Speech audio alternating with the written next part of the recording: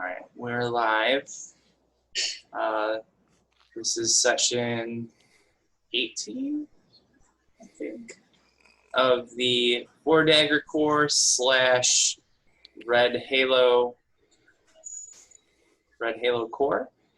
Red Halo Investigations. Red Halo Investigations. So we time for the recap. Who would like to give it? There's always the awkward silence for a count of 10. I can at least give part of it. So it was a blustery day. So we woke up in the morning. Hamarath was walking since he doesn't actually stay inside the Sparkling Alchemist, which is the new headquarters of Red Halo Investigations. Upon arriving, Dag was sitting over the body of Sharp, Declan Sharp. He was still unconscious with a mask on his face. The mask itself was heating up, and it became a conversation of how do we cool it off. It wasn't really, we couldn't really touch it because it was so hot. It seemed to emanate within. A couple different tactics were tried. One was the kind of the grotesque attempt of just throwing a bucket of water on Declan's face, which didn't seem to provide any noticeable alleviation to it. Hamarath also fashioned a heat sink of sorts using kind of spare wire that was around to try to cool off the mask. Eventually, Declan woke up and took the mask off of his own volition. One thing that was noticed is when Declan did set the mask down, and there was Hamarath did notice a shadow in place of where the mask was. Next bit of promotion.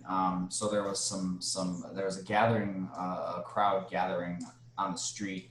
It was a bit away from the Sparkling Alchemist. Dag and Hamarath went to go check it out and noticed that they were crowding around a body. They would later come to learn that this body is Spans, who was an art dealer in the Oak Bridge area. He generally kept to himself. Wasn't necessarily friends with anybody. He was friendly to the neighborhood. So he appeared to have fallen from his balcony. We in a previous encounter or at least hearing secondhand of spawns from the Blue Tavern Inn. Blue Tavern Inn. He's been Bluebird Inn. I'm sorry. The Bluebird Inn. He has a reputation lately of being dirty, disheveled, and irrational, and claims he was being followed by ghosts. And this is something that Dag overheard. Hamarath and Dag decided to go up into Spans' apartment, Spans' apartment, to investigate, see if there was any clues or any sort of idea, any sort of indication of why he may have either jumped or have been forcibly pushed from his balcony. There were many small figurines, sculpted dragon shards, some paintings, including some with scenes of dinosaurs. They both noticed that there was the window in the bedroom was open, as well as the window in the front. So there was kind of an end-to-end opening in Spans' apartment. Looking out the bedroom window, there wasn't any sort of indication of like anybody or footsteps or any kind of traffic. There was white powder all over the floor. Gustatory test turned out that was flour. Dag and Hamarath returned out from the apartment and snuck back downstairs, evading the notice of the guards who have now arrived on the scene. The town guard don't necessarily aren't necessarily close to Oak Bridge. So it takes a bit of time to get there. So they arrived by the time we got down, but they didn't notice us. Dag and Hammereth both returned to the Sparkling Alchemist, where we learned a few different interesting things, such as a Master Inquisitor was hired by the church to investigate the robbery, which was Victor Saint Domain, which was had a previous interaction of sorts or a previous recommendation to Port Agricourt. We decided to, I think we had some downtime where we decided to like do various things to fix up the house and the headquarters. Then we decided to go to try to carouse for information. So we visited 2 locations, the first of which was the Drowning Mole, which is a hole in the wall run by a blind tiefling called Retching Felsworn. It was a wood panels, beautiful area where Hammereth felt at home, and I believe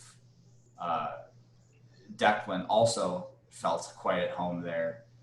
It wasn't quite up to Dag's standards, as he was more of a Bluebird Inn type person, and I don't recall how Joe felt about it. I don't think he offered his opinion, but Joe Farr can correct me if I'm wrong. So we talked with Happy Dizzy Print, which was happy that Spawn's was dead because he ripped him off on an art piece. I thought it was Bismuth. Ismit? Yeah, I thought it was Happy Bismuth. Oh, I wrote Dizzy Print, so that might have been. I had Dizzy something. DIZZ something. Okay, we could go with Dizzy Print. I also don't necessarily hear fantasy names very well, so I like write them down as I phonetically hear them. Right. I hope that there's some sort of write-up that proves me wrong at some point. I go as I do things as I go along sometimes, and I don't always keep the best notes. I'm trying to change that though. That's one of the reasons I was late today. I was going through the last session just to make sure I had everything. So Hammereth and Declan and I believe Dag might have partaken in the classic double malt liquor with a splash of grenadine, which was Hammereth's go-to drink here. We weren't able to carouse for much information here, so we decided to head to the Bluebird Inn because that's where we heard the last kind of rumors of spawns who were kind of hot on the trail trying to figure out what happened. So we got a glass of aquavit, and Declan and Sharp struck up a conversation with a disillusioned soldier. I believe his name was Lucian Kruzgar. And I think we ended the session with trying to play cards. As we listen to the sultry Coraline and her drummer, Warforged drummer. She was a dancer. She wasn't a singer. Oh, okay. Yeah. Thank you. So yeah, just a couple of things.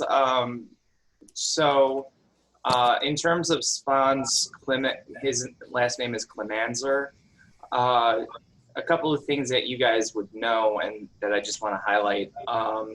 First of all, he's a human male, upper to mid 30s or 40s. At the time of his death, it was severe storm, pouring rain. He recently seemed troubled, being claimed that he was being followed by ghosts, although there were several experts that he turned to that kind of debunked that as a possibility. He appeared to have jumped from the balcony, and he was a wealthy art dealer. When you guys were in his apartment, you did find that blood was spattered on the white curtains. The apartment smelled of lavender and vanilla. It was meticulously clean.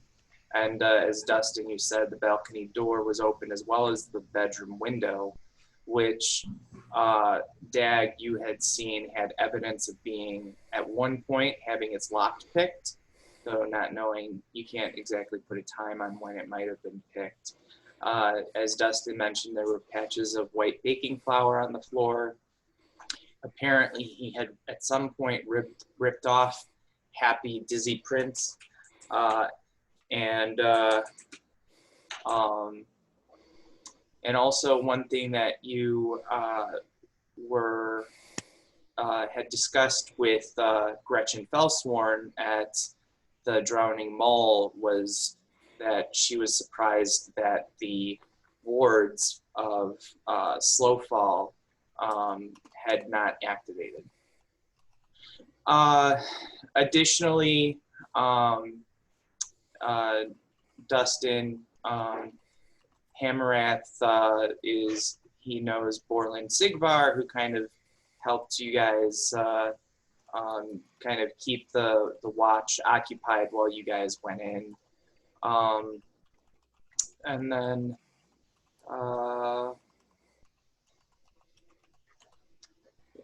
yeah, and then as you mentioned, Dustin, you met Lucian Kruzgar, or Declan met Lucian Kruzgar, who apparently had served in the war on the border, working in the border towns between Drome and Breland. Akavit is a drink that is typically served as a shot, although he was drinking it as a glass. And yeah, you guys were watching Coralina as well as her Warforged drummer.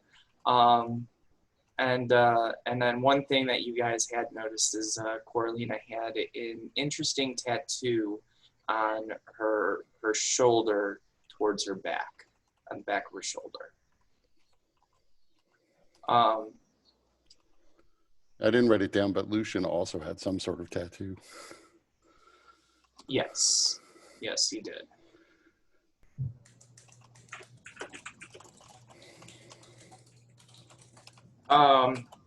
So it is now the next day. I would add one other thing, that when I awoke from my 2-week-long coma, I had been having a dream about some figure associated with the mask who was absorbing the curse out of the mask, so that it was not so much curing me as he was just dragging the magic away for his own fell purposes, although I don't know who he might be or why he wants this power. Yes, thank you for that reminder, Kurt. All right, so before you guys left the Bluebird Inn, did anybody have any other things that they wanted to do? I know you guys ended the night playing cards and having your chicken soup or potato soup and your pork or steak. We also discussed at the end that we would be spending time, at least me and Hamarath, fixing up the Sparkling Alchemist. Mm-hmm. Yeah, Hammerhead has mason. He has mason tools and is proficient in them, so he was going to take on some of the roofing required. Continuing what Silhana had worked on in our downtime. Yeah, and Solana was acquiring furniture. Yeah, and presumably going to paint us a sign. And it is also, you guys notice that Solana has been gone for quite some time. This is not completely unlike Solana, though this is probably one of the longer times that she has been gone without at least some kind of check-in. So you guys are probably on the verge of getting concerned, though may not be there yet. So it is now the 10th of Olaroon. The day is Zol, which is equivalent to Tuesday. And the weather is, what is the weather like today?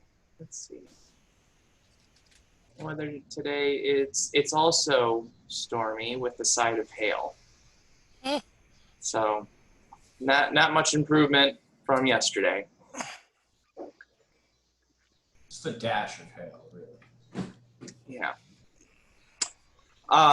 So As you guys wake up to the sound of hail hitting your roof, probably doing more damage to it, what would you guys like to start off with? One reminder that you guys also should consider is Hammereth. You know that, and I think also Jofar would know this as well. That once the watch was done with the body of Svan's Clemencer, they would have taken it to the local Church of the Sovereign Host for preparation of burial. Well, cremation, because everybody is cremated in Sharn. But, yeah.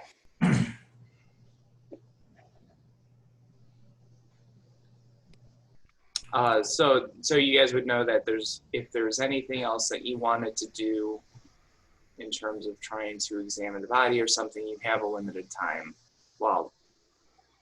until the body is destroyed. Is there a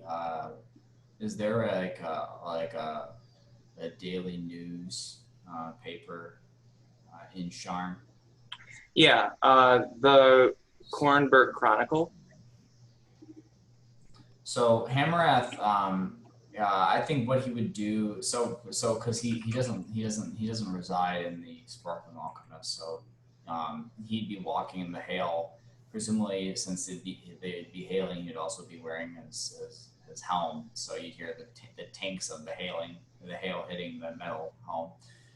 He would, on his way over, he'd stop and pick up a copy of the Kornberg Chronicle to see what the kind of the official word on Svan's death is, or the events associated with it. So the Kornberg Chronicle is unlikely to cover something like that. It's more of it's hard to say nationally because there's many nations within the Corvair, but it's a fairly widely distributed and syndicated newspaper. So it covers major events from all over the 5 nations. Is there like Oakbridge? Is there like an Oakbridge centric, or a Sharn newspaper, or a newsletter, or like an email? So there would be a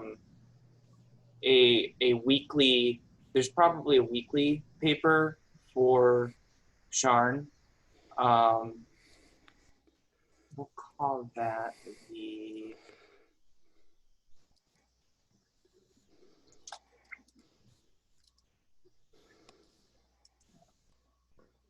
Sharn Times. I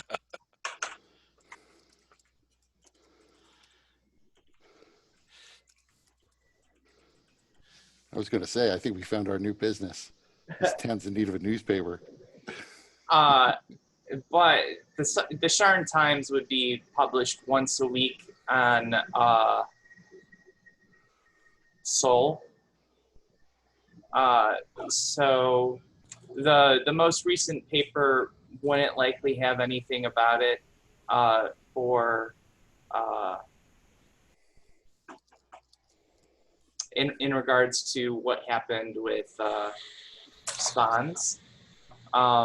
And probably the death of a single person wouldn't make the Sharn Times unless they're an individual that is more along the lines that you would find in the upper towers and the Skyway.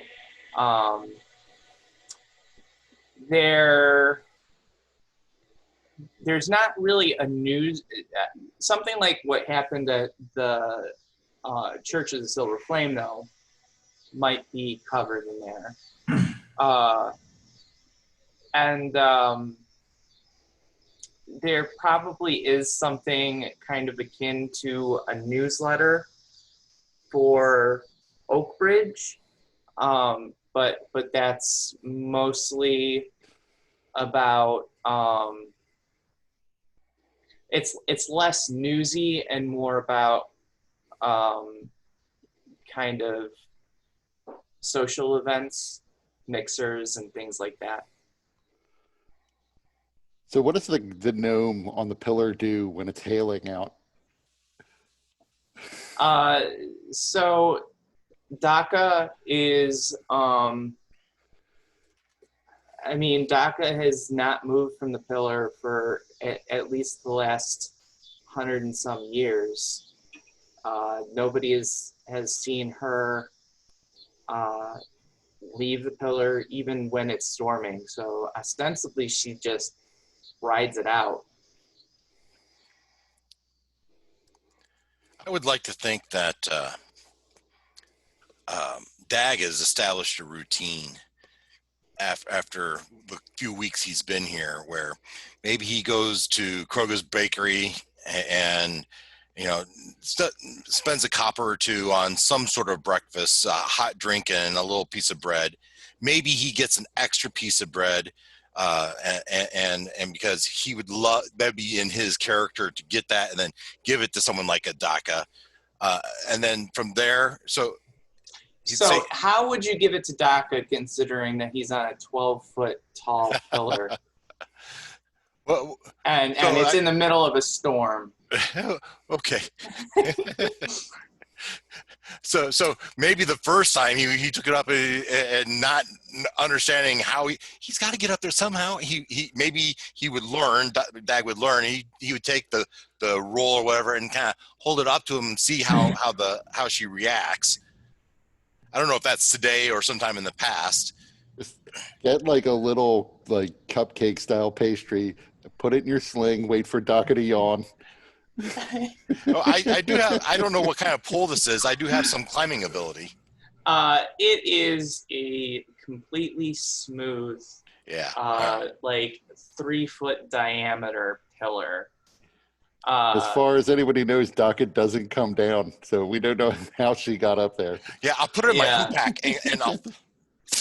And what I will say is, if you go to DACA in the middle of today's storm, you see her kind of shouting in tongues at the storm and catching hail balls and trying to throw them back into the sky. So her attention is not going to be on you. And then I just shrug it off, right? In my heart, I tried to do a good thing, right? Mm-hmm. And then I'd probably catch an early service. Not that I'm particularly religious or that religious. I just know that is a social place, right? A place people go, mm-hmm. and I would start to learn, the priests that perform the services and other people that might go to the same service. And then from there, I might be heading over maybe to the Bluebird Inn by then. And maybe once it's of an hour when things start to open, checking out like the Wizard for Hire and saying hi to whoever that is. And maybe going to the Smithy and saying hi to whoever that is. And going to the town guard and saying hi to them. Want me to add anything? No, that's good. That's good. This is just his morning kind of ritual. And I bet I could even do all of this before Sharp even wakes up. I'm sure. I mean, if you get in there by noon, that's fine. Then I'll be rolling out of bed. Especially on a day when it's hailing outside, like I'm not going out there.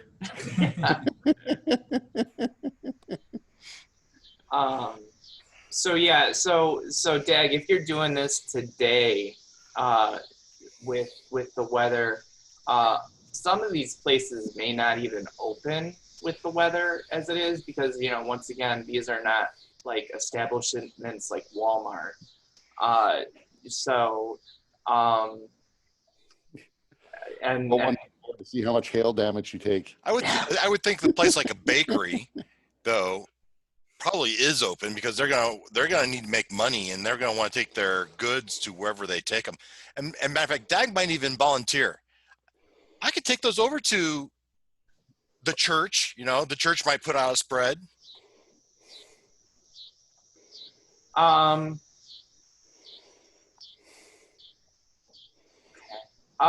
Give me just a general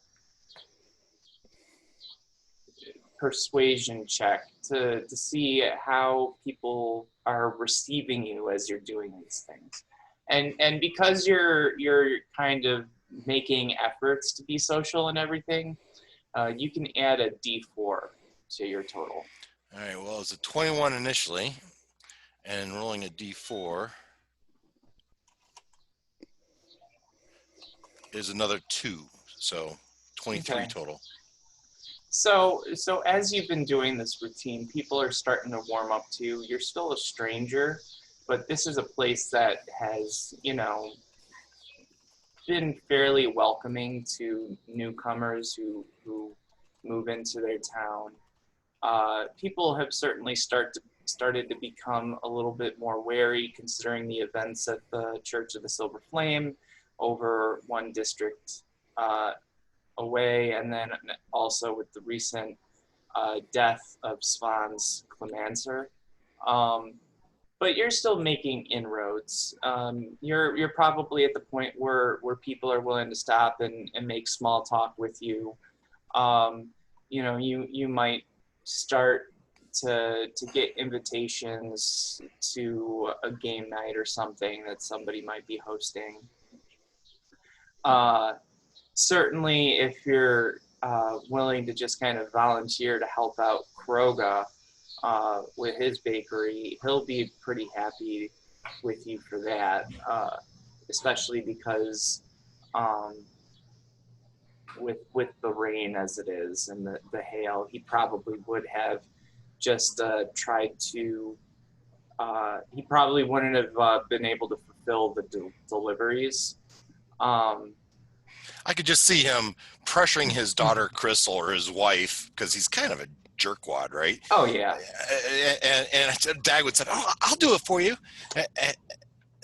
He would be more of the mindset that they wouldn't be able to deliver the goods without getting them wet and therefore ruining them. But you with your you just present yourself as not just being friendly, but also having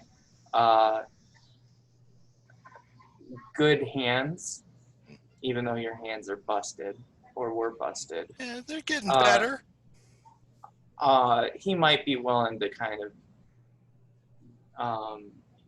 at least, like you said, delivery to the Church of the Sovereign Host. I was going to ask, which church's services were you attending? The big one? The one we went to? Oh, the Church of the Silver Flame. That's a district over. I thought it was in Oak Ridge. It's close to Oak Ridge, but it's not Oak Ridge. It's a big church right there at the entrance of Oak Ridge. Yeah. Is that a different? Yes, his favorite priest, Rock Manrod, is probably giving the sermon. What's his name? I think it was Lance Hardwood. Yeah. That's his. Rock is his brother or cousin.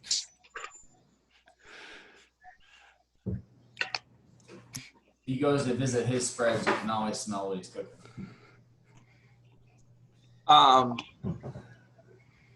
So you're able to start making friendships or at least the beginnings of people opening up to you. Yeah, it's only been a couple of weeks. But I try to keep my daily routine though. Mm-hmm. Yeah, so people are opening up to you a little bit more. People are definitely starting to get to know your face and your name. It's gotten to the point where people will walk by you and say, "Hey, Dag." Yep. But considering today is thundering and hailing, sure. You're not going to see anybody really. Right. What about the rest of you guys? So around crack of noon, I would get up, put on my regular common clothes, like not armor and all my equipment and stuff, but like strap on my, I assume some sort of like leather apron of carpentry tools and just get to work fixing things up inside. I mean, a rainy day, I'm really not planning on going outside unless I have good reason to. It's a pretty good day to get stuff done inside. Jofar and Hamarath, what are you guys up to? I mean, Hamarath. So he'd bring, because presumably he gets a daily delivery of the Corenberg Chronicle. So he would bring that along with, and he probably one thing he's probably going to try to do is try to get the daily delivery of the delivery of the Corenberg Chronicle, as well as the Sharn Times. As well as Oak Ridge's newsletter. Like he's, since we're operating in a space, he's going to try to set us up for all the conduits or the mediums of information of where we can at least learn these things. So that may involve writing some letters, or it may involve kind of like catching the paper boy. I'm unsure of unsure of how one would actually sign up for those. So, House Civis is likely to be the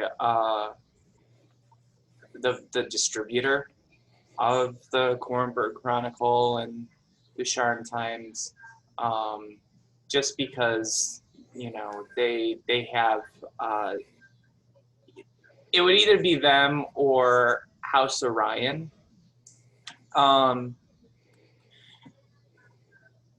Just because they are the ones with the infrastructure to kind of make deliveries and things like that.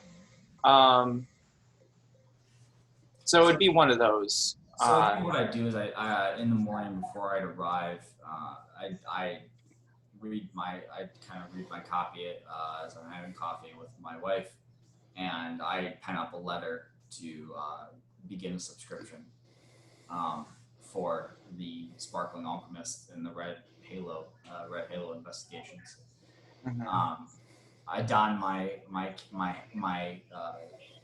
metal cap to deflect the hails, and I would walk over. And since I might be able to work on a little bit of the roofing from like the inside, so I probably would do as much as I can without having to get out on the actual roof. Once I got there. Yeah, I would also comment, if you're walking around with these newspapers, that it does seem odd to me that nobody from at least the local newspaper is interested in this death of Svans Clemanzer. And I think if you could find a reporter and could explain that the Slowfall runes somehow were turned off, that there was blood splatter inside his apartment, all the things that we noticed, you might get one of those people to start picking around, and that might give us a little more information about what was really going on. Although I'd also add that so far, no one has actually hired us to look into that particular thing. So this is mostly just an if we're interested kind of free time. It's like a hobby that we're doing on the side. The Sharn Times is published on Soul, which is so it hasn't been the issue where that sort of information, that event would be captured. It hasn't been published yet. If anyone bothers to look into it at all, I'm just saying it's probably more interesting than they realize. It just, to them, they probably have just heard somebody died, and not much more than that. It might not be bad for the business overall if we had a contact in the local newspaper, and this might be a way to make that contact. Do I know, so the Oak Ridge newsletter, is there like a Neighbors of Oak Ridge Association, or is there kind of like some sort of like neighborhood watch that's a group that I would know that would be in charge of that particular publication? Yeah. Actually, Neighbors of Oak Ridge is probably a good name for it, so I'm going to go with that. Neighbors of Oak Ridge.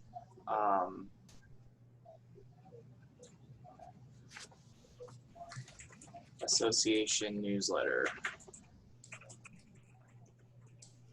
I can try to read.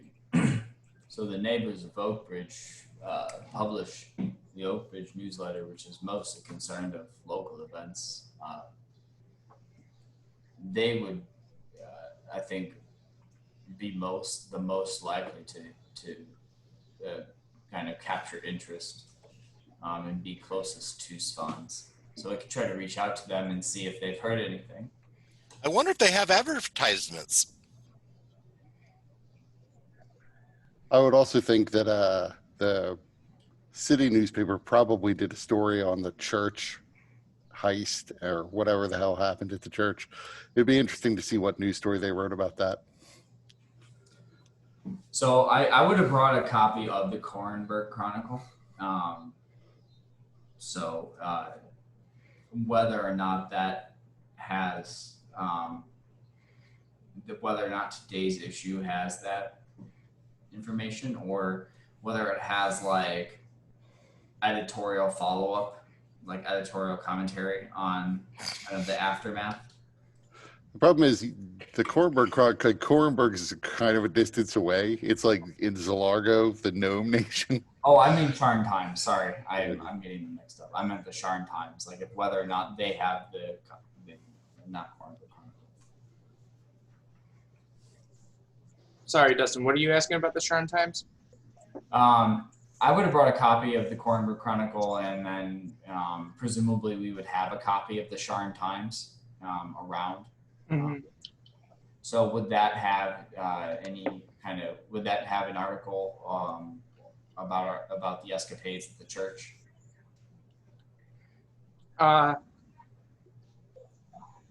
Yeah, the escapades at the church would have been covered probably a couple weeks ago, because it's been some time since all of that went down.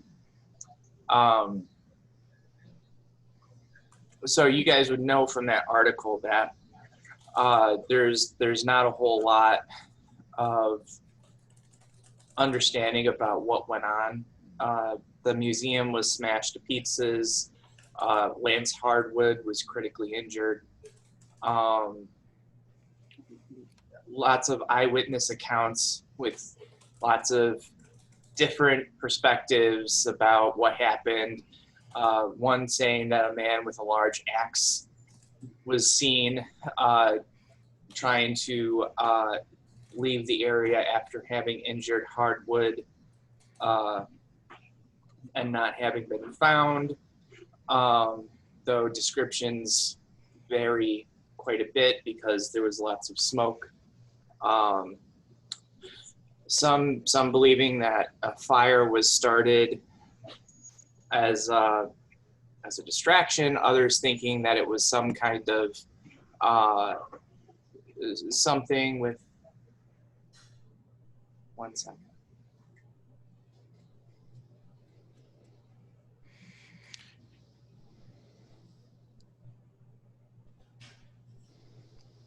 Why, yes, honey, that is the most magnificent pasta you've ever made.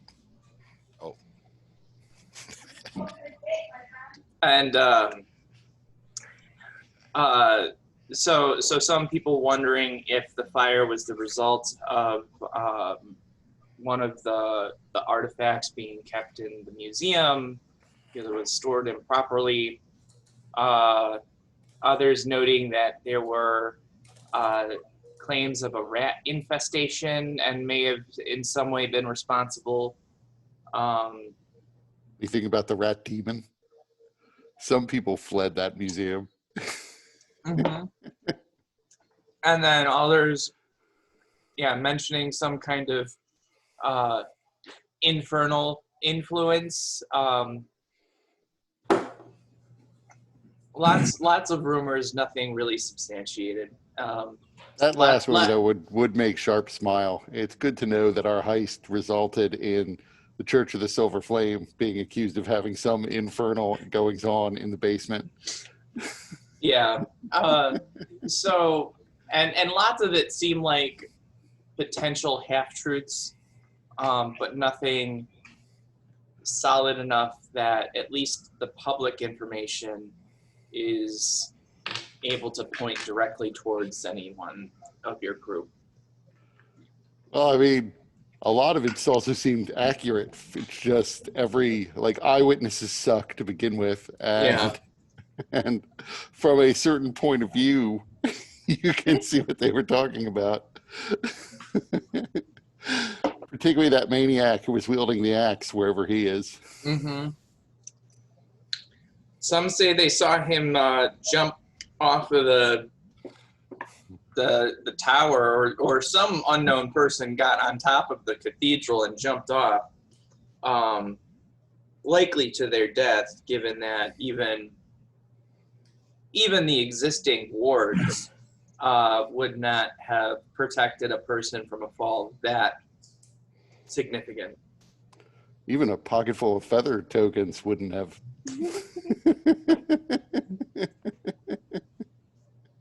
Yeah. So I'm sure the articles published about what happened at the church are very entertaining to you guys who know exactly what happened. Are there, so that was the initial, is there new so there, presumably, if this was 2 weeks ago, then there's presumably been a follow-up there's been another issue since. Does that issue continue to, is there more conjecture or kind of more editorials on that particular issue, or does it kind of die down After the initial report, it died down. Just because there's not any new information that would be interesting enough to publish.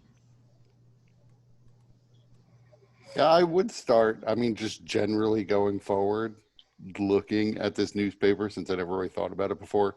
In particular, I'd be interested in anything that might directly or indirectly be referring to were-rat activity, or anything related to Hurlo Thrumbo's conspiracy of the elites.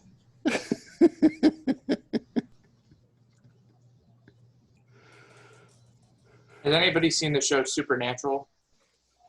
No, I haven't. I also haven't. I've heard a lot about it, though. Not just from you. It just ended, right? Yeah, they just finished the series, but there's one character in, I want to say, season 5 or 6, when they're dealing with the Leviathans, called Frank Devereaux. I imagine this character, I want Hurlo Thrumbo to be based off of this character, because he is just, it's perfect.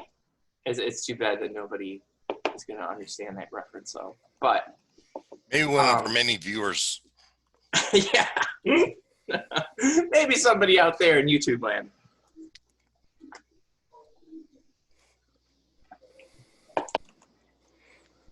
Hurlo would tell you that they keep that stuff out of the news, and you have to read between the lines of what's already between the lines in the subtext to get what's there.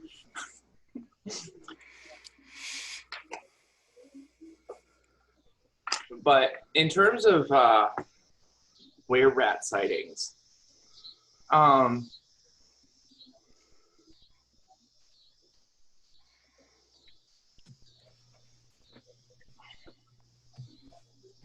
there have been some reports of some suspicious deaths occurring in Lower Dura.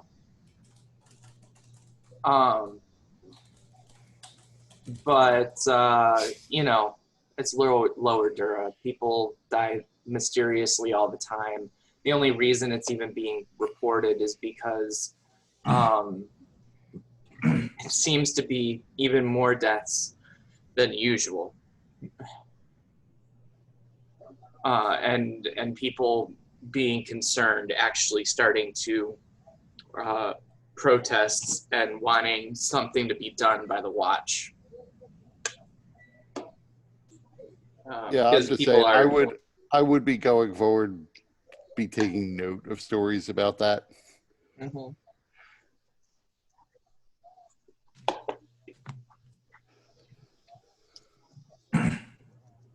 So yeah, there's a blip about people being scared down there. Something strange, but you know, nobody cares about the poor. Now I want pasta.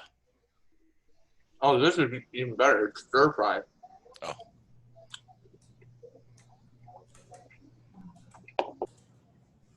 Lisa makes a mean stir fry.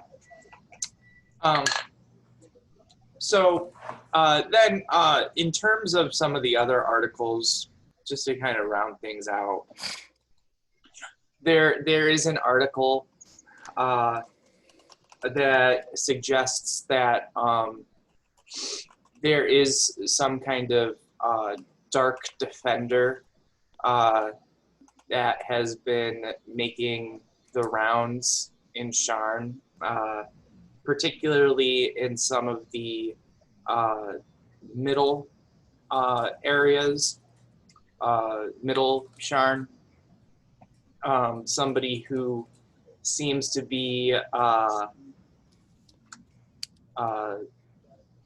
stopping stopping crime, like intervening when people are getting mugged or things like that. And he seems to be, wearing a strange costume that makes him look like something like an owlbear.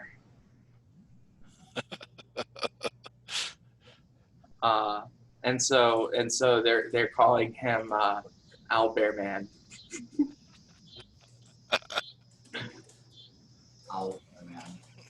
Owlbear Man. A lot of people just thinking he's some kind of crazy coot. Others thinking that he might be just some wealthy auteur that's getting his kicks off of beating up people that have it coming. So there's that. And then there's also some discussion about logging operations that are trying to take place in the Eldine Reaches, but locals as well as House Vidalis kind of protesting those things from happening, and the organization trying to move forward is using claims about land ownership prior to the war as a justification. There are a couple of articles kind of questioning this up and coming gang that seems to be rivaling the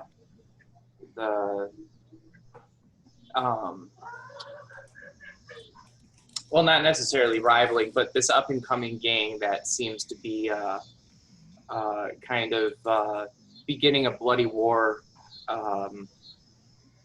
against enemies, but there's no mention of their enemies because it's an unspoken or it's like an open secret that the Boromir clan kind of owns Sharn. So nobody's going to say that, this gang is trying to overthrow the Boromirs, but they're saying it without saying it.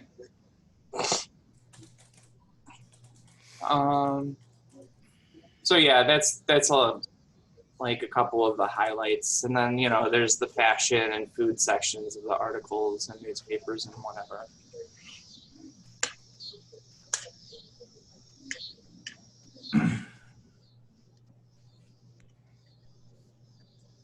You do notice there's also discussion about Fort Deep Dark falling into the ground. It's weird, right? Fake news.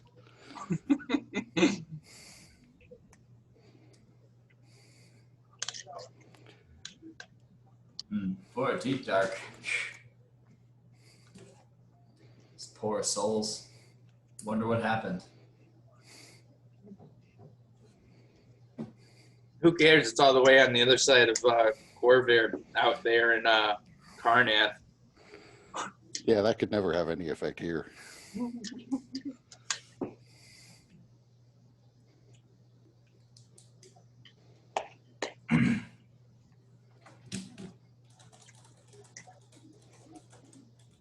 So yeah, I would just continue with my work then. Is it ever going to stop raining? And now hail? Well, at least you're not standing outside on top of a pillar 24/7. You know, I took food to him. He wouldn't even take it. I had to shoot it up there with my hoop hack. And then he just caught it and threw it right back at me. I don't know what he's thinking. She.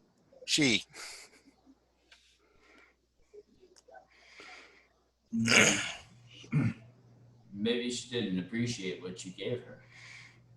Or maybe if you stand on top of a pillar 24/7, that just means you're crazy. But,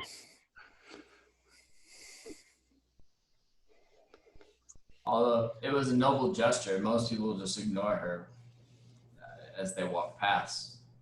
So it was kind of you. I try to be kind. I even ran an errand for that mean dude Kroka today.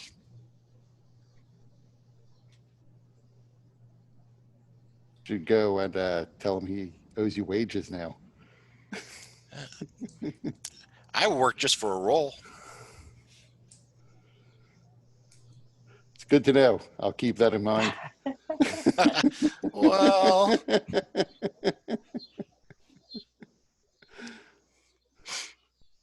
Jofar, what have you been up to all this time? I presume that we're still trying to run a business. Well, we're trying to fix up this place so that we can run a business. Okay, so I would be at a makeshift desk waiting for somebody to come in. How the Kings of Galifar, do I know the first edition? Do I know what it's worth?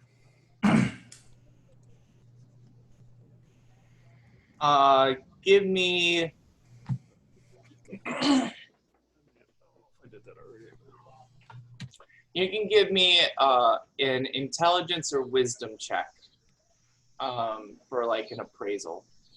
If you're proficient with history, you can add your proficiency bonus.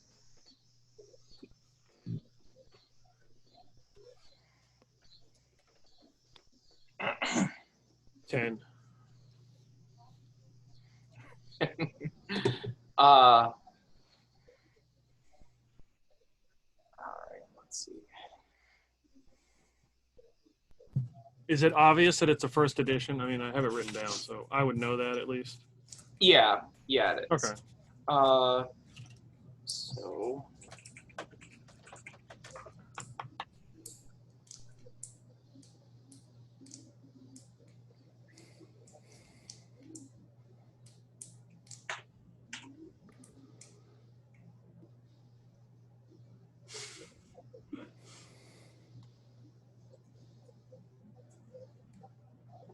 So it's probably worth somewhere around 100 gold pieces, give or take 50, depending on, the right buyer. So it's a pretty valuable tome. I mean, most books are probably less than a gold piece.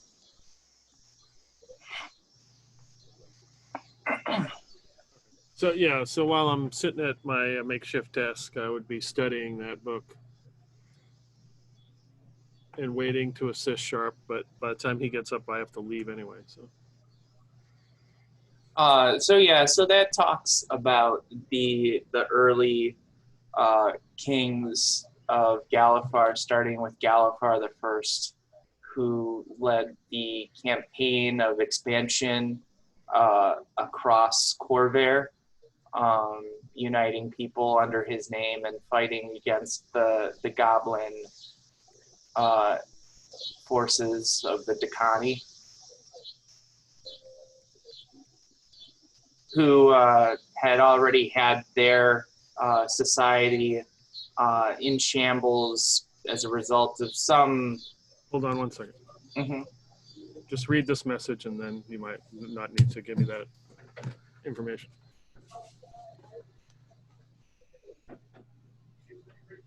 Okay. Does that make sense? Yeah. Okay.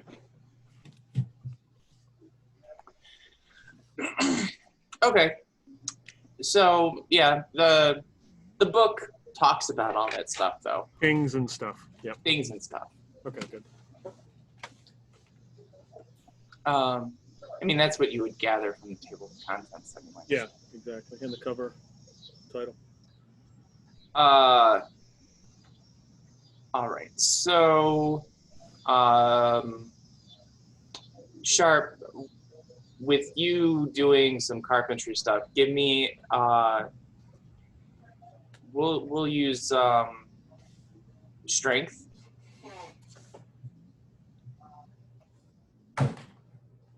That's a natural 20. Okay. Nice. So you're probably able with that, and the time that you work, you probably achieve double the amount of work that you would for the time that you're putting in. So I don't know if you're trying to do 8 hours of work or whatever, but what you get done is double. Yeah, I would put in about 8 hours of work. I mean, basically, I'm at this for today. My whole plan really would be just get as much done as possible. You know, after it's dark out at some point, I would probably go back to the Drowning Mole, possibly with Hamarath. I don't know if he goes there nightly or not. That seems like the place to go for me locally.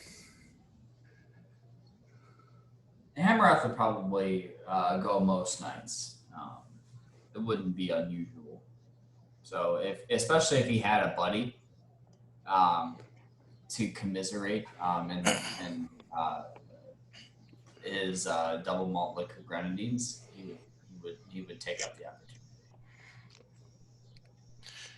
Dag might go with you, and he would especially be looking to like maybe take a fresh flower or something to lighten the decor in there, and put it on the counter.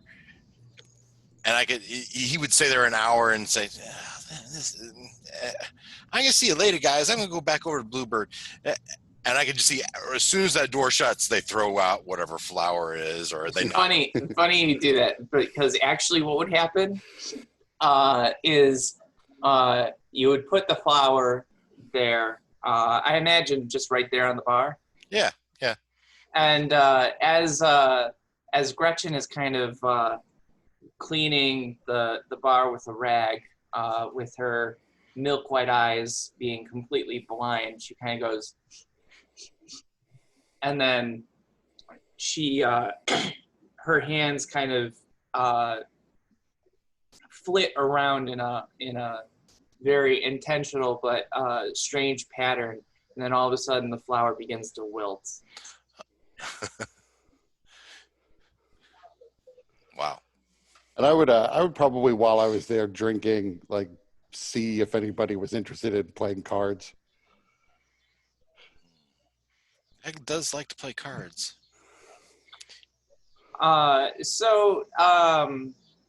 Yeah, you'd probably Dag and Hammereth, I imagine, would be up for playing cards. In terms of patrons, there is once again Happy is there, and then there's maybe 2 more patrons in the corner, kind of talking amongst themselves, with their back to the bar. So I mean, like low stakes. Like I wouldn't have anything more that it takes like a copper to ante in. Anybody who wants to join, who's at the bar, though, I'd probably say that's fine. Part of And the that, goal here is to just begin to set up like social connections. Mm-hmm. So I'm not necessarily looking to either win or lose a fortune. Happy would probably take you guys up on that, thinking that he can probably win some money out of Hammerrath for the disrespect that he handed out the other day. Dag would be like, who wants to win tonight? Because he could pretty much just make that happen. Well, I'd like to see Happy try. Oh, don't you worry. I'll get mine. I don't need to have this little guy determine who wins or loses. I know my cards.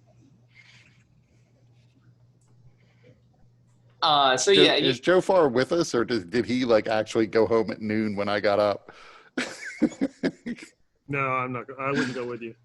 I'd be afraid I'd screw up Sharp's card game, so that would not be good. I need to study my book, My Kings of Galifar.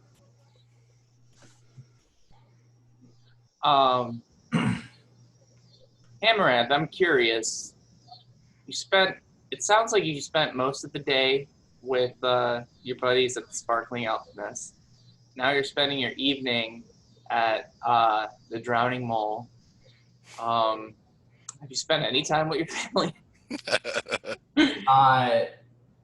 You know, Gretchen understands that sometimes especially since I've got this new job, that sometimes I'll come home a little late. So it's not going to be particularly out of character or noticeable if I kind of roll in at like, 9 o'clock, as long as it's not every night. So. Wait, there are two Gretchens in this world? Is it the bartender, the owner of this place named Gretchen too? I thought it was Gretchen. Oh no, it's Gretchen. Oh, Gretchen. Yeah, not Gretchen. Not like Gretchen. Oh, I wrote Gretchen. So yeah, I guess there are two Gretchens. Wait, so your wife's name is Gretchen? Yeah. That is not usually allowed in most fantasy worlds. That's awkward. It's Gretchen with a Y though. So just okay, so there's at least entirely different. Yeah. Extra fantasy. Fantasy / Indiana,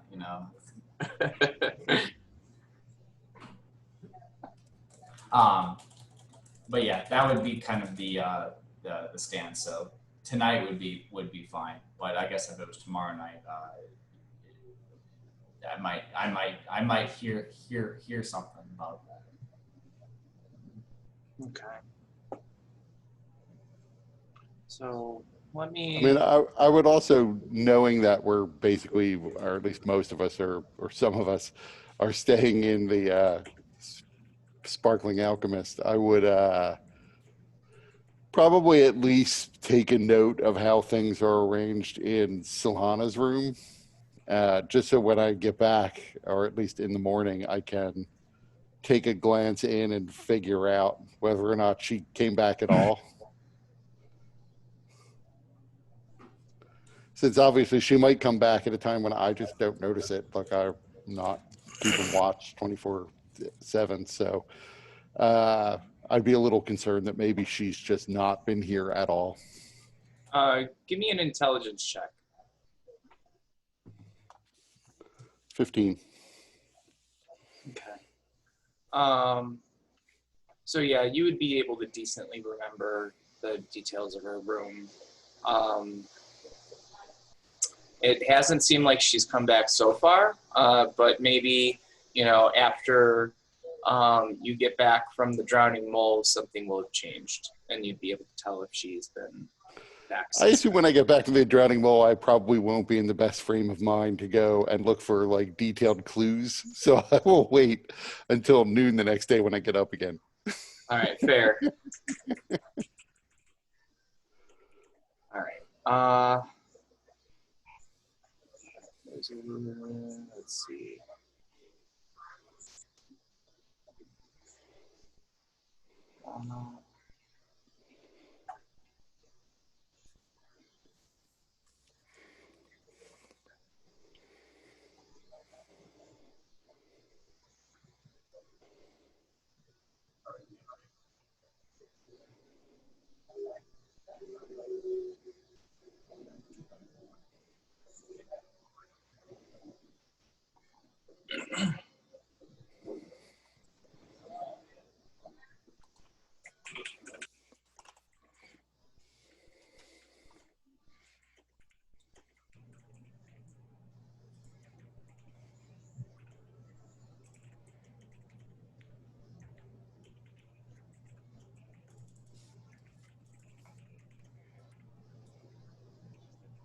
Okay. So, you guys are basically, it looks like you're just kind of playing, carousing and stuff at the Drowning Mole in the evening, except for Jofar, who's doing some other things with his studying. And then during the day, Kurt or Sharp was doing he was working on the carpentry. Hammereth, were you helping with that I was as well? looking at the roof, the parts of the roof where I didn't need to be outside. Okay. What tools do you have proficiency in? Masonry tools, Okay. masonry Go ahead. tools, tinker tools, Uh, and tools. Go ahead and give me an intelligence check with proficiency for that.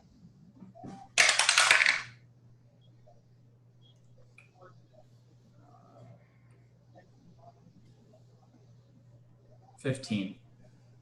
Okay.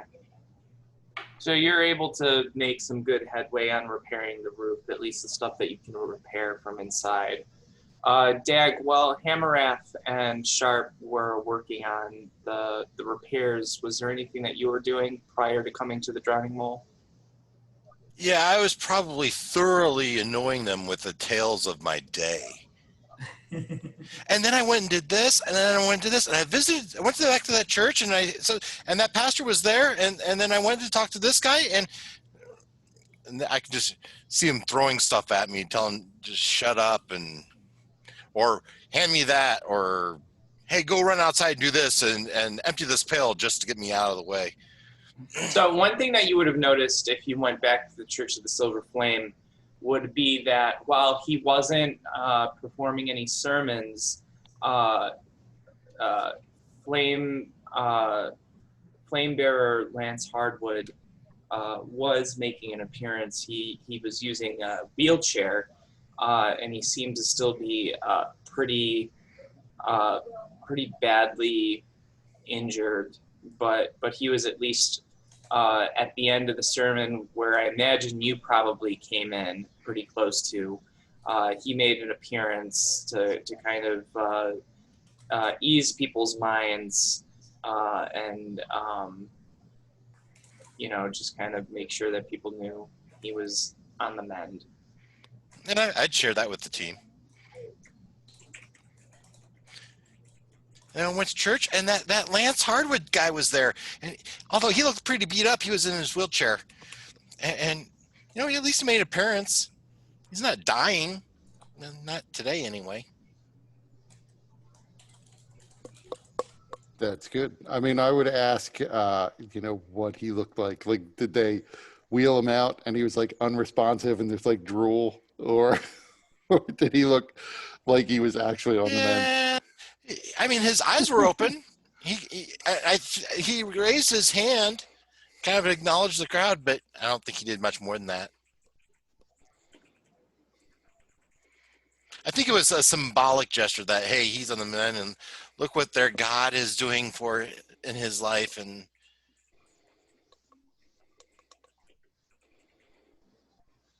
Yeah, I would then look to see how Joe Farr is reacting to this news. See if he gives a shit. does he even lift his head up from his book? Yeah, he just looks at you and then goes back to reading. All right. Next day. It's now Olaroon 11th. The day is weir, or were.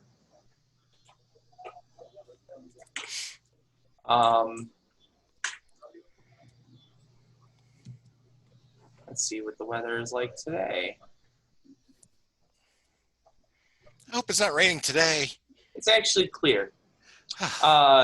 So the ground is still wet. There's still lots of puddles.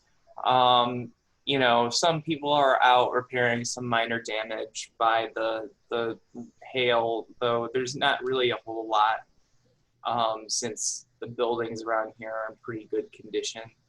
But it's clear skies today, gentle breeze.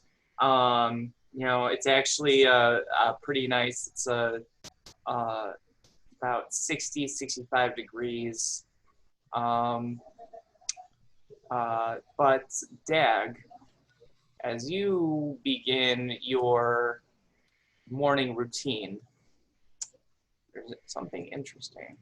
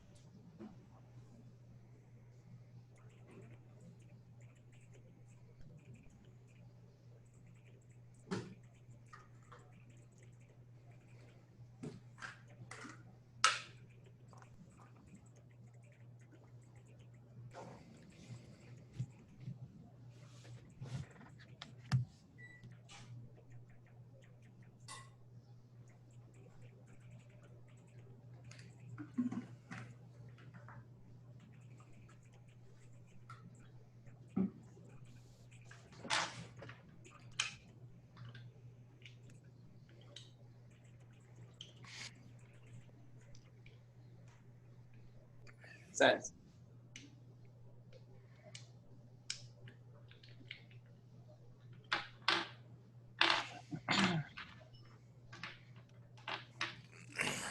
Oh, one more thing.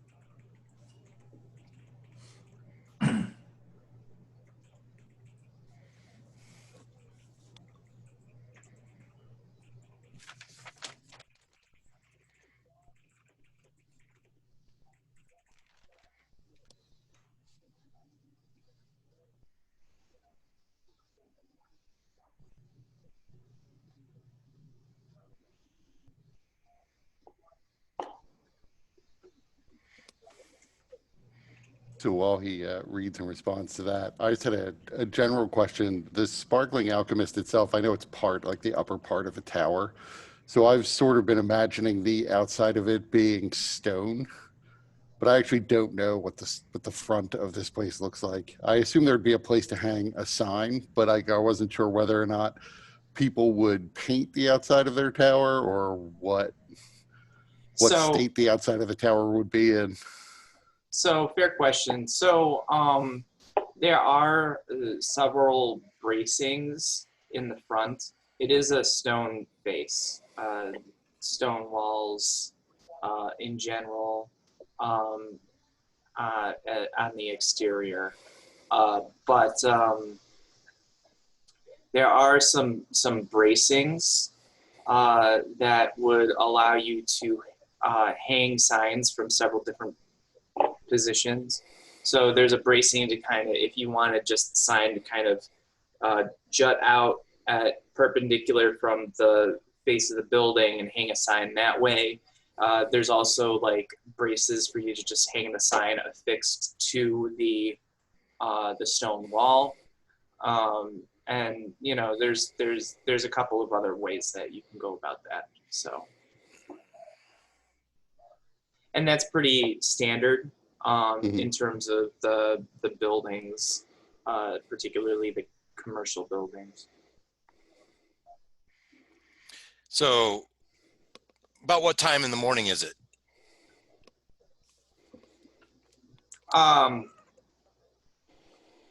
When you get there? Yeah, I probably already went to the bakery. I probably visited DACA and probably went to the church. And then after that, at some point, in my itinerary that I wrote down, that's about when I'd be at the Bluebird Inn. So I imagine that would probably be like 11. Does that make sense? Yeah, sure. And so Dak would about 11:15, 11:30 would be coming in, rushing in. Guys, something's happened. Something happened. I've got a guy here. He wants to talk to us. And I imagine Joe is probably at his desk. I don't know if Hammereth would be there already. And I think he's a human male, bringing in a human male. So let me just double check about this guy.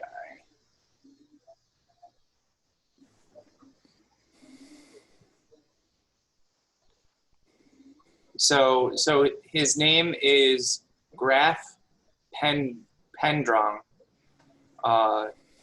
who is the proprietor of the Bluebird Inn. You know, I've been spending a lot of time at the Bluebird Inn, and I got to know this owner guy, and this is Graf. He's my friend, and he knows that I've been trying to be an investigator, and I was part of this Red Halo group, and that drummer dude, that Warforged guy, he's dead. He's dead, and now Graf wants to talk to us. Someone wake up! Someone wake up sharp! Don't just stand there.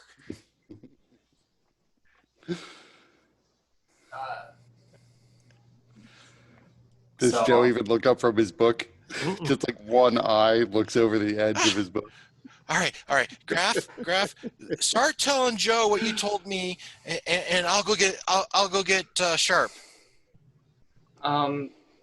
I think, Dag, I'll just wait till you go get Sharp. He doesn't look very interested, which is a concern. Dag, are you sure that you guys run? Yes. Joe always looks that way. Help with this? Yes, we do. Of course we do. I'll be down just 1 minute, and I'll run up the stairs and pound on Sharp's door. I don't know, is he sleeping in a room? The door's probably half on its hinges. I don't know. Sharp, fix the door to my room. Sharp, we got a guy here. He wants to talk to you about a case. Someone's been murdered. So that would be enough to get me up, and I will put on, my better set of clothes, not the clothes I was working in. Then head down. I imagine this is probably about the time that Hammereth would be showing up. Yeah, so Hammereth would probably, so this is like 11? Yeah, a little bit after, 11:15, 11:30, somewhere in there. So he probably would have walked in right after this fellow walked in. So he'd walk in and see this person. You probably know him. Oh yeah, you would. Graf. So Hammereth, you would definitely know Graf. He's well known and well liked. I mean, most people in Oakridge spend their after work hours at the Bluebird Inn. So yeah, he's pretty well known and well liked in the community. It's a surprise to see you here. I didn't quite anticipate seeing you so early in the morning. Oh, hi, Hammereth. Yeah, it's bad. I wish I was here under better circumstances, but Drummer's dead. He was destroyed.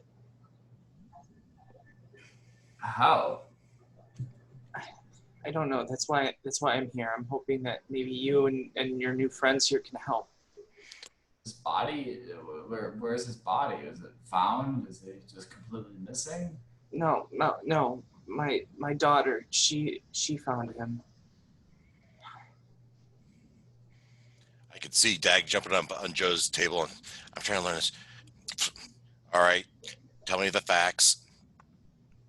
This is how you told me to do it, right? Right, Joe? And there's are the watch involved? Yeah. What about?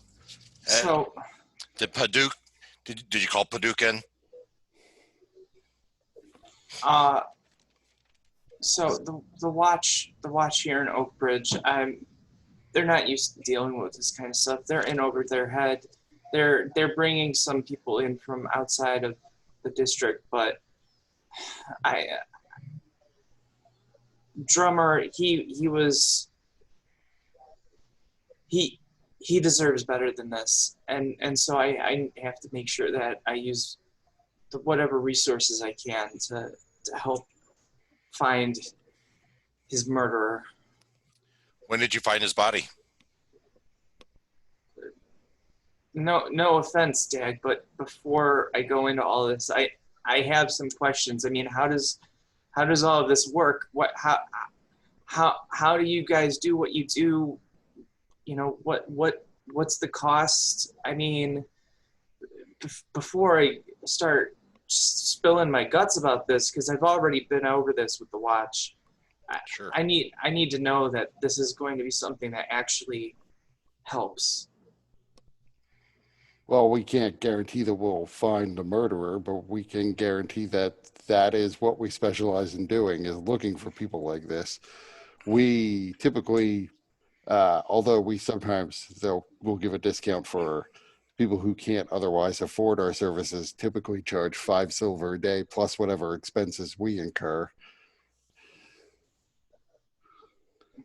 That seems pretty reasonable.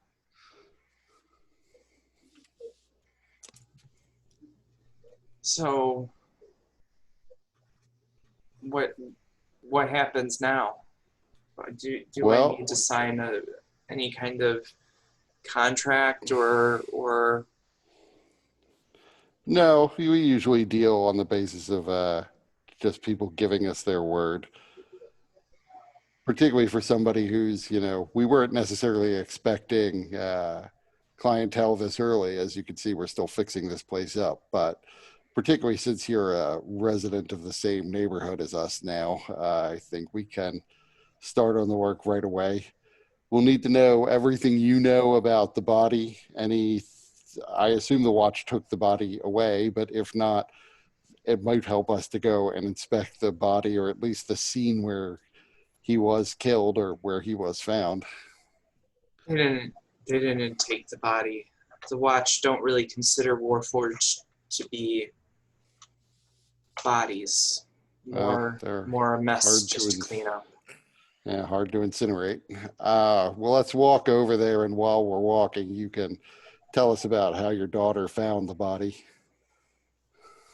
Yeah, sure.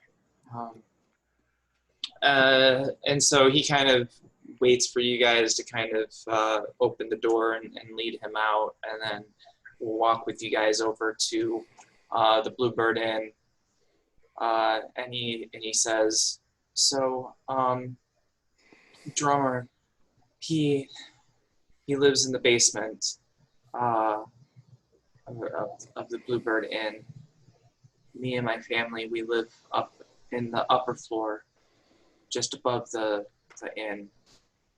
So down in the basement, Drummer has a small, modest room, and it's next to the wine cellar. And my daughter, she is getting things ready for the day, bringing up the wine and the spirits to refill all the, all of our operations for the day, and his door was open, and she found him in pieces. She immediately came up and let us know. It was probably early this morning, maybe 8, 9 o'clock. I can't remember exactly. How long had Drummer been staying at the inn?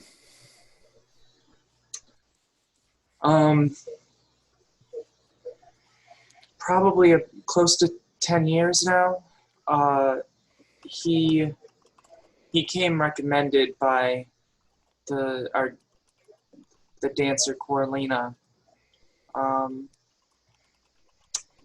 As she began to become a regular dancer there, and she would ask Drummer to accompany her. I don't know if you would call it a band exactly, but they performed together, and as I got to know Drummer and his situation, he couldn't stay where he had been. So in exchange for his services, we offered him a room. He didn't need much, and so it seemed like a good enough arrangement. So he was an employee of yours. Yeah, he would help clean up a bit. On occasion, he would, although, he was, as a warforged, he wasn't really made for that. He was much better with the drum than he was with any kind of weapon, but still, he looked imposing. So on occasion, he would act as our doorman, try and just make sure people keep the peace, although that's not really an issue here. It's more managing the people when they've had a bit too much to drink and maybe a bad day. So he did that, and he cleaned up on occasion, and in addition to playing in the band and accompanying Corlina when she dances here on occasion. So he was found sometime around 8 in the morning. What time did you close, and who had access to the inside of the inn, to the basement in particular at that time? Really, the only ones with access are my family. Nobody else really has a key or anything.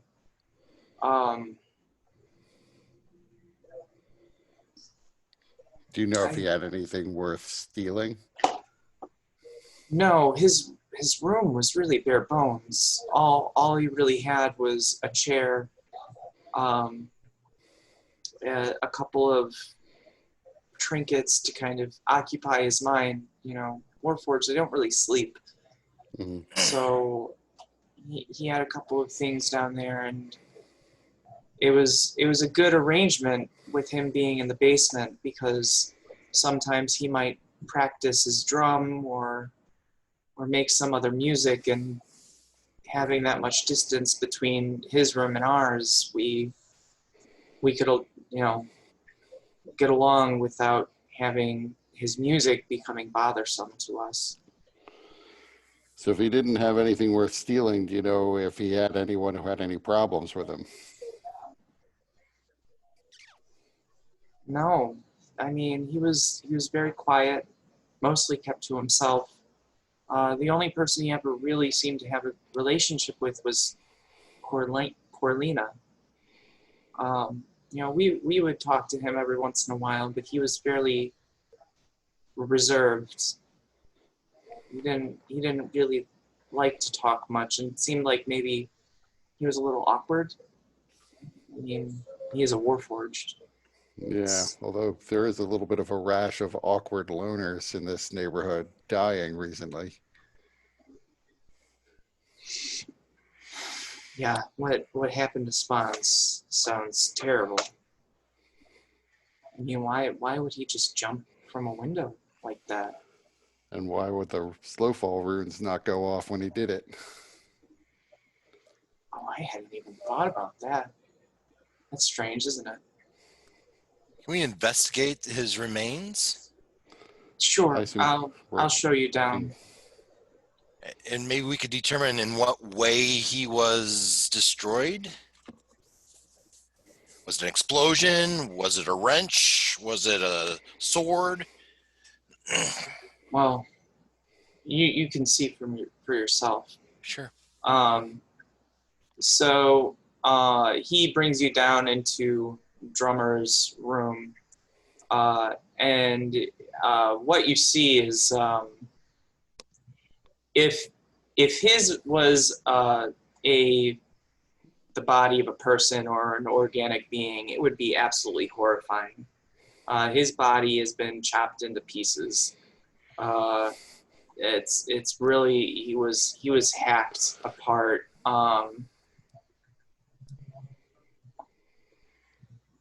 The room is also in a wreck. The few pieces of furniture that he had, which really was just a desk and a chair. The one chair is turned over. That's it. Is the chair destroyed or is it just turned over? Does it seem like there was a struggle or no? So, I mean, yeah, the few pieces of furniture that are here are all knocked over. And go ahead and give me an investigation check.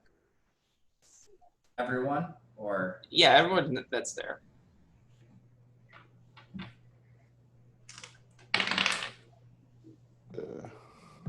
Oh, 21.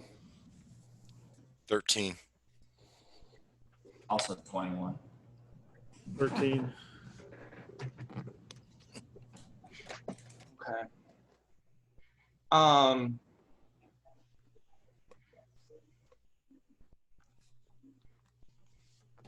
So, Dustin and Kurt, you guys both see different things. I'll send you guys what you see.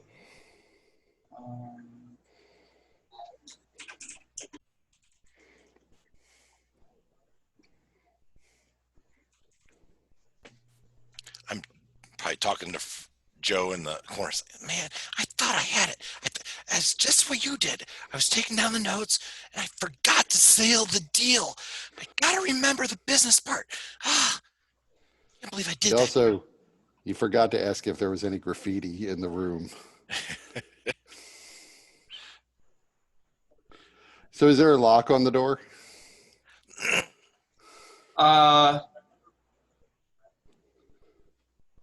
No. We asked who had access, and it was only the family, I thought you said, and that implied their access to it was only by the family. Was it somehow restricted, or just there wouldn't be anyone else there?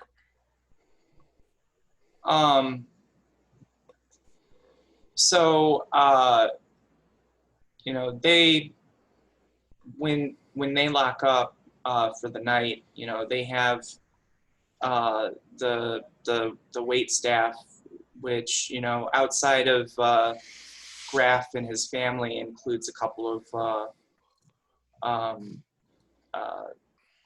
waitresses and such. They all do the cleaning and everything, and straightening up, getting the place ready for close, and then they leave.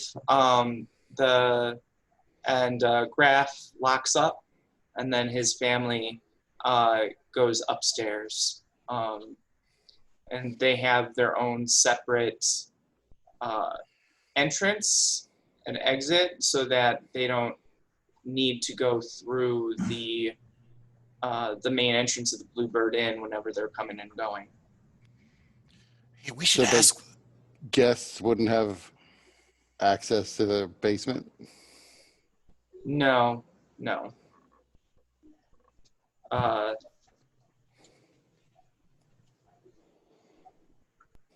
Actually, you guys, do you mind if we take a 5-minute break?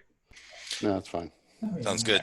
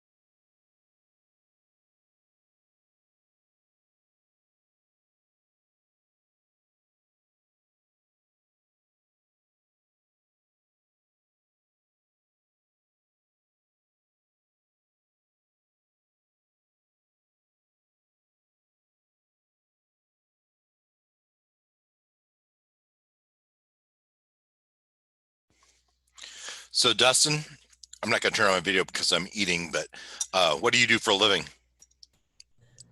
I'm in tech, so I'm a data engineering manager. So manage team who manages data pipelines um, for a fintech.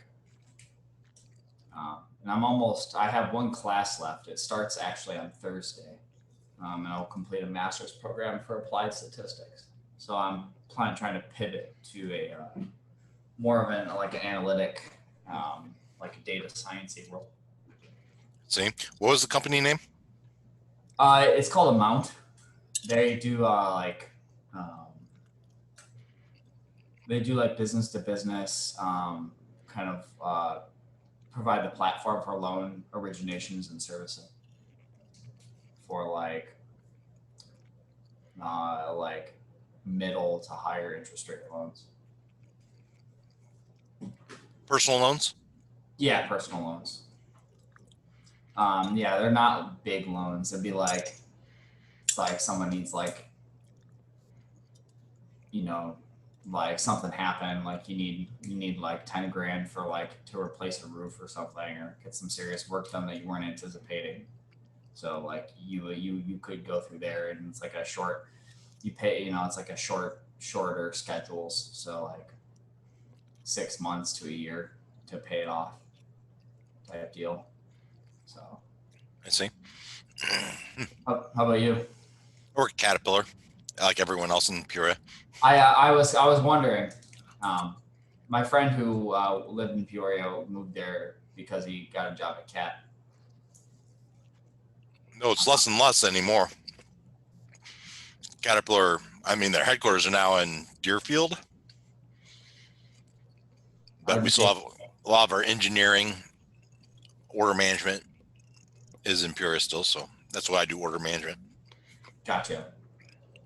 What is order management?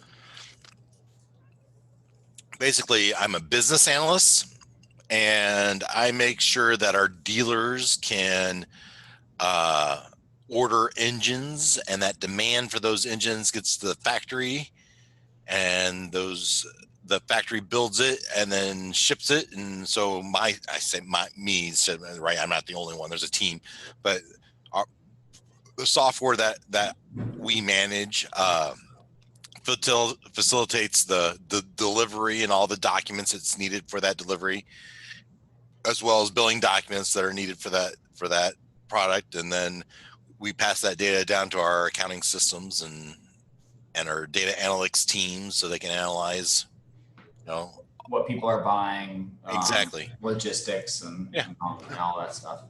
Yeah, makes sense. Yep. And I've been doing that for 25 years. So, wow. Well, I've been working at Caterpillar for 25 years, not just that job. Nice. Is that looks like it is that function planning on moving to Deerfield or to Aurora, or is it staying? It should stay. That's good. It'd be unfortunate. I'm assuming you guys are working remote. Yeah. I actually moved from my desk upstairs to my new table downstairs just because it's new and I'm loving it. But yeah, and we just learned Friday. We just learned that we're going to be working from home until the beginning of the new year. So nice. Yeah, it is. There's no reason why we shouldn't be working from home. My job, I can totally do from home. It's no big deal. Yeah. I do kind of miss people, but there's casual acquaintances people I just don't see anymore. Mm-hmm. And only reason I'd see them is because we work in the same building. We don't even really necessarily work together. The people I work together, they're fine, but we're not buddies, if you would. But there's some guys in the office that I'd have lunch with that only reason we see each other is because we eat lunch together. Yeah. I assume you do most of your work from home now? Yeah. I did. I went into the office this past week we had an in-person meeting because it was like an architecture vision meeting. That sort of stuff is kind of hard to do. You kind of need to get in front of a whiteboard. It's kind of hard to do over Zoom. It's really easy to talk over other people on video conferencing. Easier, yeah. On accident, because like sometimes it only picks up one person at a time. Or like if two people talk at the same time, it's not I wouldn't call it intelligible like when you're in person, but when you're over video conferencing, it's definitely not intelligible. So I did have to go to the office, but most of it's like remote work, which is good. I was missing the people, and then I went to the office one day. I'm like, you know what? I'm good. I've got my. Scratch that itch. Next, go another month. Next 3 weeks to a month, I can yeah. I don't know. Well, I go into the office. There's no one there anyway, because everyone's working from home. There's my department. So I am in a team of 10, in a greater department of 100, and of the 100, there's just no one in there unless they just happen to be going in there for one reason or another. But I've gone in, I don't know, maybe once a month. Yeah. For the last 3-4 months, and there's just no one there. And then the building and the supervisor, you must wear your mask the entire time you're in the office. And I look around and there's no one for 100 feet. It's like, this is silly. So when someone walks by, you quick put your mask on. But makes sense.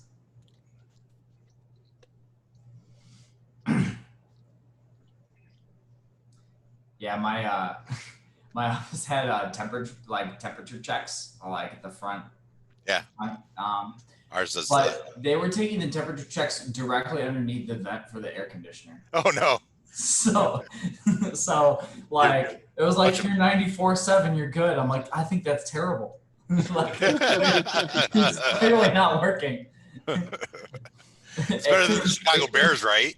Where they send in the test and they all have it. Yeah, it couldn't have been more for show. But you know. Yeah, well, at least they can say they're doing the right thing. Yeah. They don't have to say it was underneath the air conditioning vents, but. All right, sorry for the long wait, guys.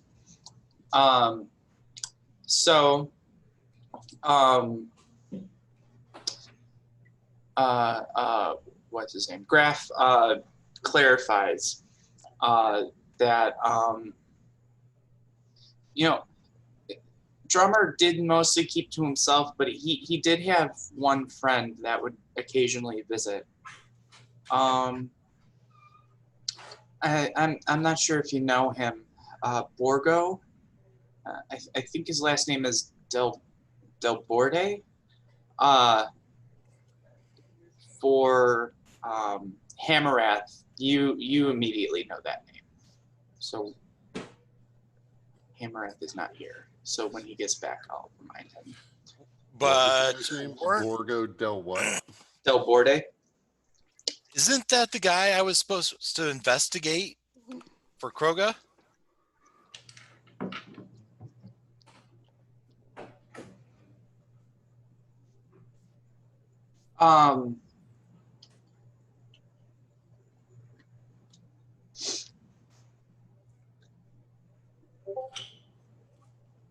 I think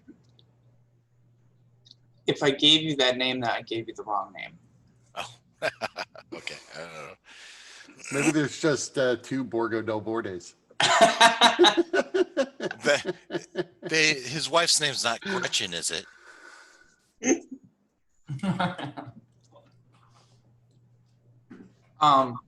There might be multiple Borgos. Maybe yours is Borgo. Borgo Dan Ryder.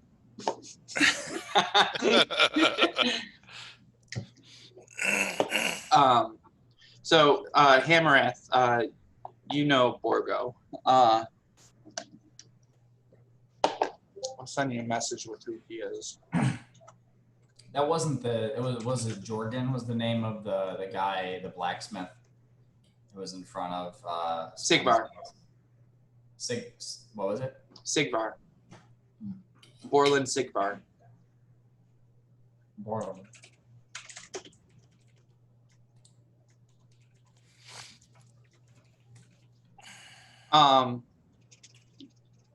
So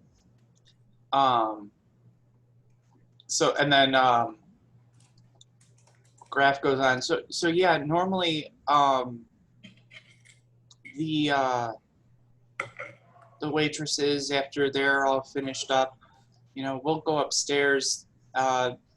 They lock the door, so the door, it locks, and then when you can still close it. You don't need to lock it from the outside. It just makes it easier in case me or my wife have something that we need to do, and the waitresses have more cleaning to get done than normal.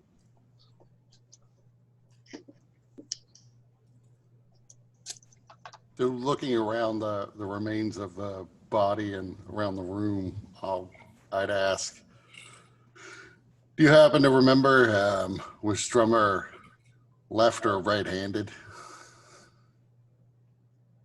I don't think Warforged prefer a hand. He Well, never this guy seemed does. to. He never seemed to prefer one hand or the other. Is this drum here?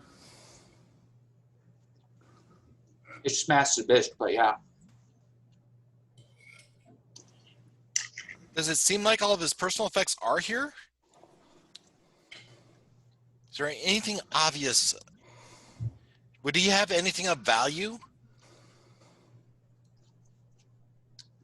I don't think he would have had anything of value. He, I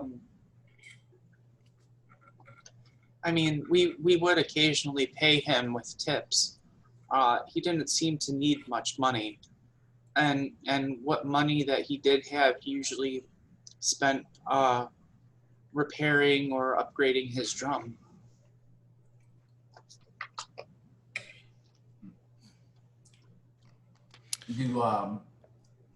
How many fingers do Warforged have?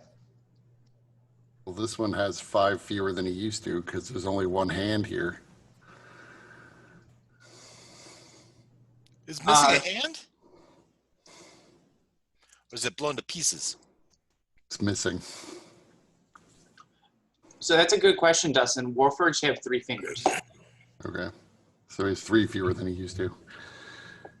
So Hamarath is gonna look back, check out. He's like looking around and he looks behind him and he's looking at the door. It seems. Look, there's a handprint, a bloody handprint on the door. It's got 3 fingers. There is. Seems like a Warforged handprint. And whose blood is it? That's a good question. So you do notice from the catastrophe before you, Warforged don't have blood per se, but they do have fluids in their body. Warforged don't eat, so it doesn't serve the same purpose as blood for us. Some of it is used as kind of a lubricant. Others have maybe more of a magical purpose, or provide for some kind of heating conduction. So that is usually a black or brown fluid. So there is a lot of that around the room, but nothing that would look like blood. This looks like blood, regular, like humanish blood. Yeah, and although the handprint has 3 fingers, the handprint seems a lot smaller than Drummer's hand. that is remaining.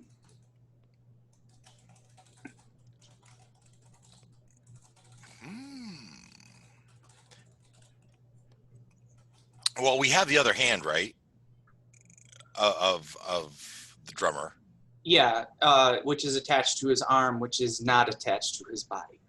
And so we can compare the size, and we can see that the handprint on the wall is obviously not the same hand, even if it was backwards.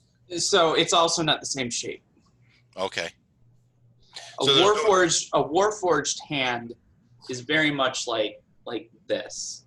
So it's got three fingers, two that are kind of well defined, that have the, this. This palm handprint is more like this, with some of this here. More humanly shaped, but only 3 fingers. Yeah.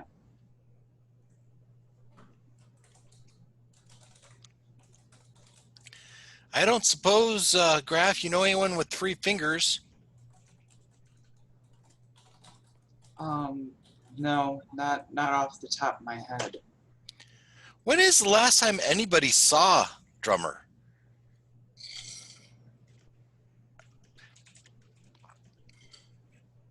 You or your wife or any of the girls? We saw him not long before me and my wife went upstairs with our daughter. Maybe we should. I assume you and your wife didn't hear any noises last night. Maybe one of the girls did, or one of the other guests. No, Danielle, one of our servers, she was the one that was last to leave last night. Maybe we should talk to her. Is she here yet? She'll be coming in soon. She normally comes in around noon when we would open.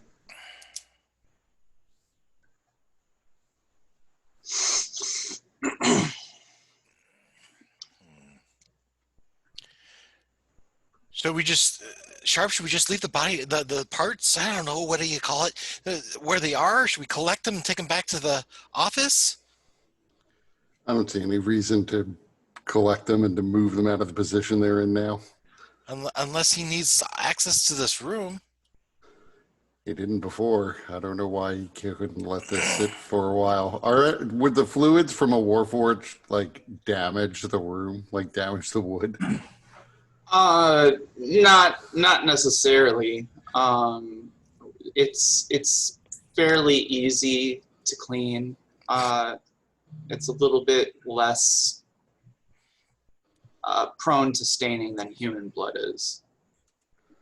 So grisly as it is, probably be for the best right now to leave everything where it is.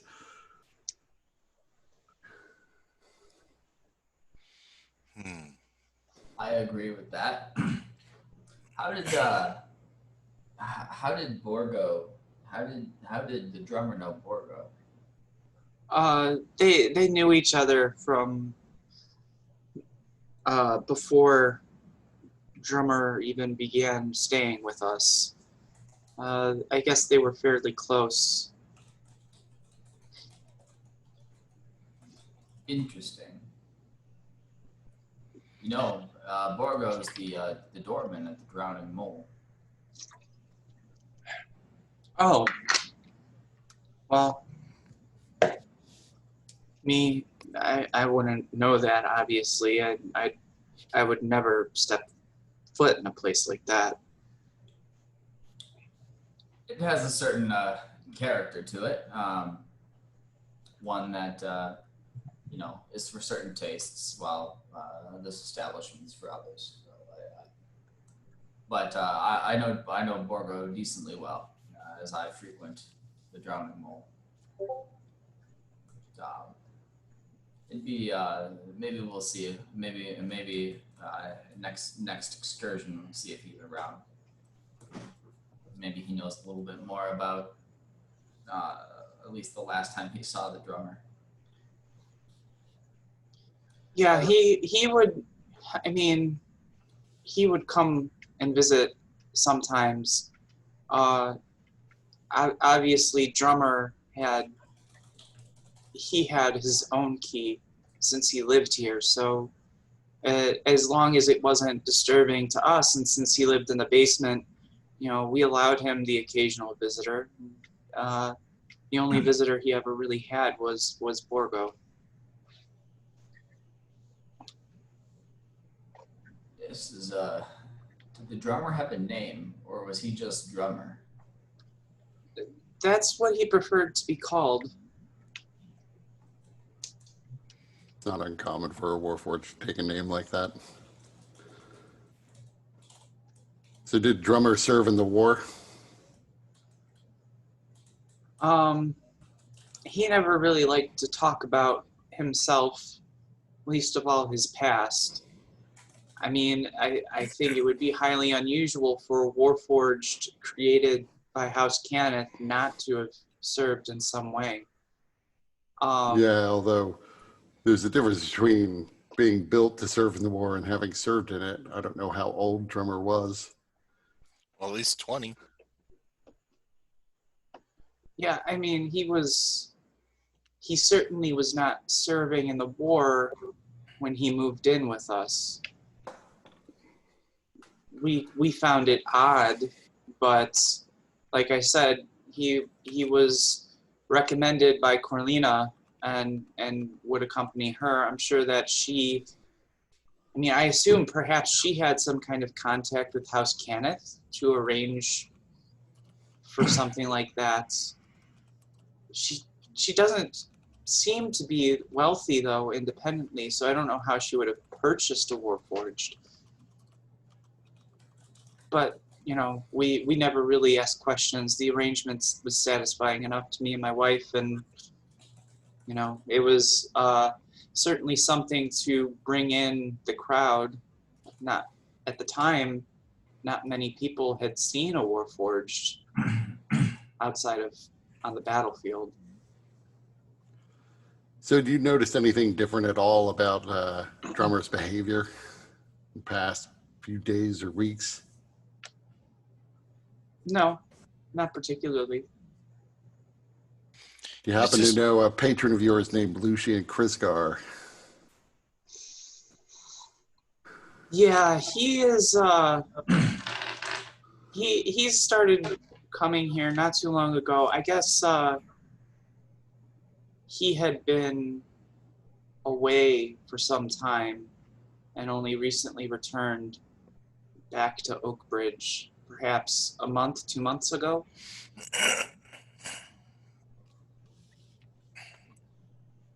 Did Lucian ever have any interaction with Drummer or with Coralina?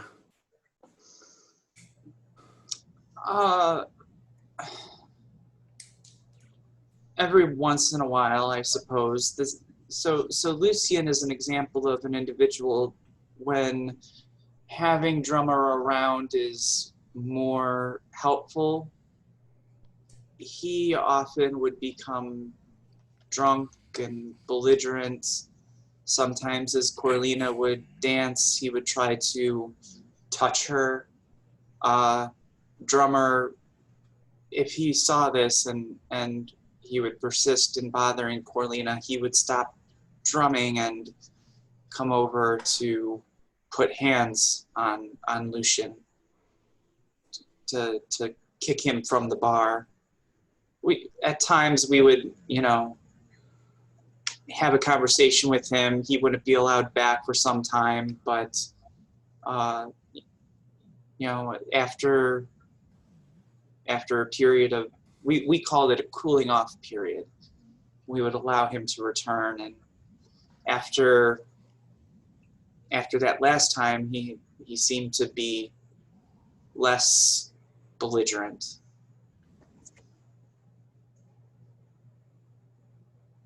So did Lucian know Coralina at all outside of harassing her while she danced?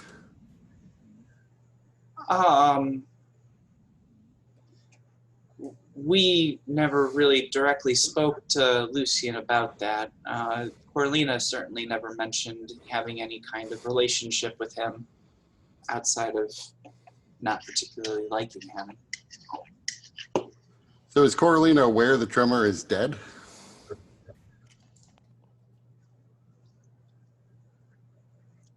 Last time we saw Coralina. Coralina actually danced last night. I'm not sure that she knows yet. Sounds like we ought to talk to Coralina and this Borgo guy. And Danielle. Yeah, and Danielle. So the door was open, you said, when your daughter found the body? Yeah.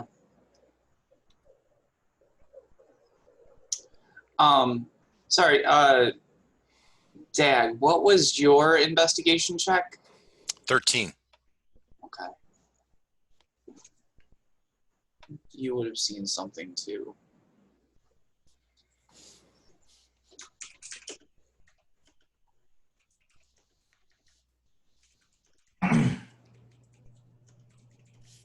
So do you happen to know where would we find Lucien?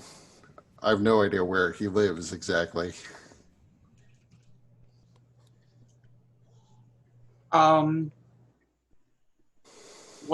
I wouldn't know exactly, though I imagine Hammereth, you've been around sometime.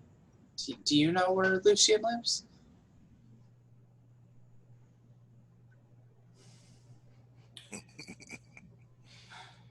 Unfortunately, he lives. Is this a prime time for you to say, oh, yes, I know exactly where he lives? Unfortunately, I know where he lives. He lives 3 doors down from my abode. And I only know this because on the nights where he comes home from Bluebird Inn, he's quite belligerent and I can hear him. His antics put even those of the drowning mole to shame. So the bloody handprint on the door, is it something that could be faked? I mean, anything can be faked. It can be faked, but is it something where if somebody just could like put blood on 3 of their fingers and not the other 2 to just quickly put that on the door?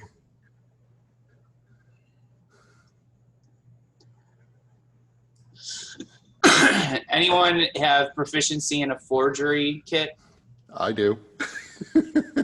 All right. Give me. Yeah, so do I. Okay, both of you can give me an intelligence check using your proficiency bonus for the forgery kit. I do not know. I got a 8. 16.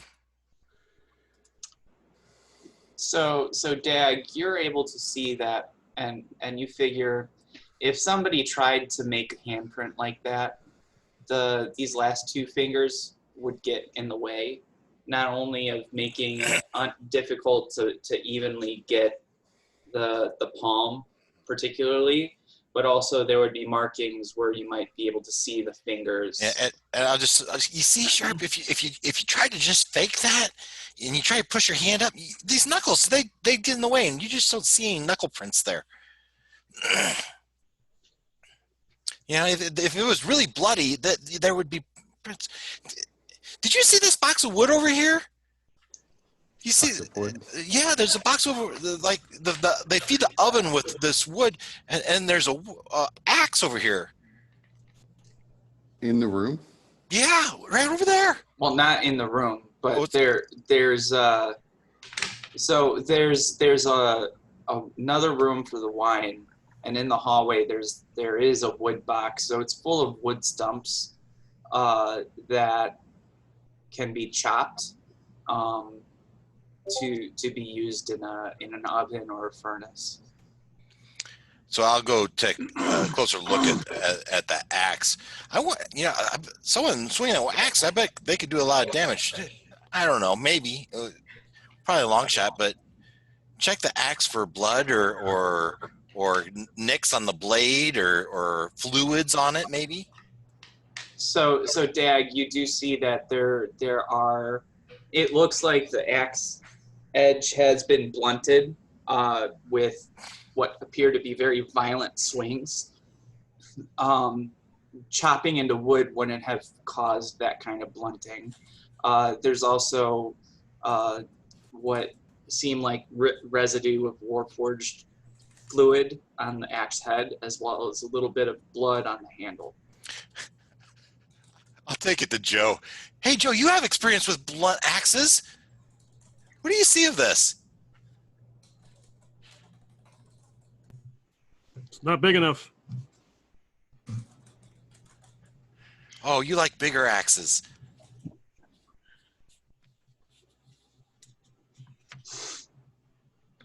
I'm surprised if it was used on the on Drummer. I'm surprised it would still be here. So, looking at the handle, there's no obvious like three-fingered handprints on it.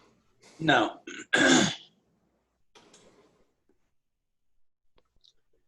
But there's blood on it. Mm-hmm. I mean, it seems to be smeared, so it's not like there's no clean print on it or anything. I don't know. If does Also, that here anyway. Also no database of fingerprints for us to check it against. So, Yeah, well, the 3 fingers is pretty interesting. I'm assuming that axe is like a regular hand axe that you chop wood with. Yeah. Okay. so I assume Danielle's going to get there pretty soon. We might as well start with interviewing her.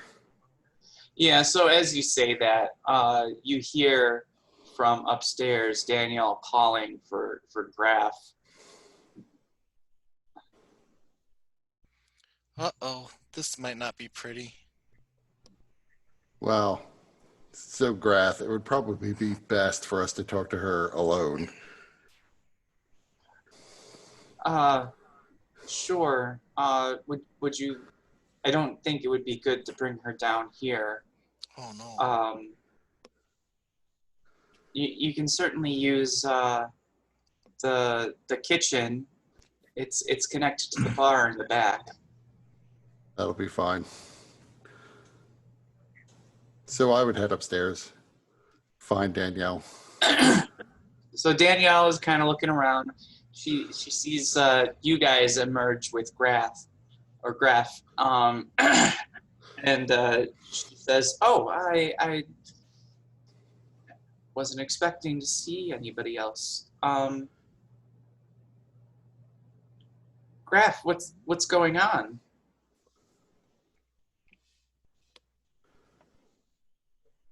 Do you want to break the news to her, Grath? So Danielle, somebody came in last night and killed Drummer,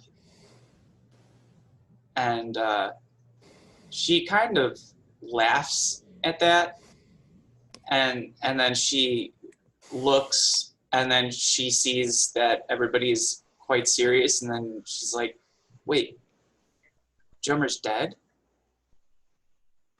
Yeah. So Danielle, you were last to leave last night. So these people, they're from an Inquisitor's agency, and they want to ask you some questions. I asked them to help figure out what happened here last night. And she says, "Oh."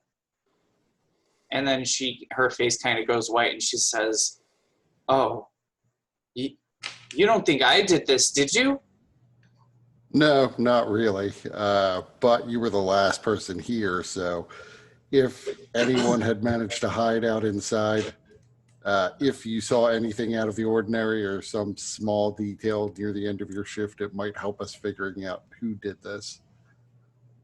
Any weird characters stay late or seem shifty toward the end of the night? So, but it'd probably be best for us to go into the kitchen, get out of the main room in case other workers come in. You do kind of look at her hands just to make sure. She appears to have all of her fingers. Once we're in the kitchen, I would ask, what time did she close up, and is she sure nobody else was there, and was Lucian there at all last night?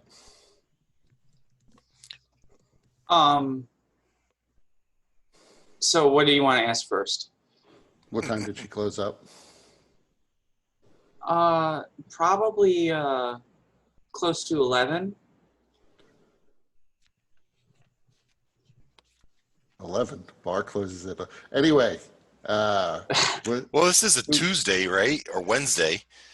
I'm Yeah, just wondering, where do people go to drink after this place closes then? the Drowning Mole. Exactly. They go home to their beds and they go to sleep. Most people do that.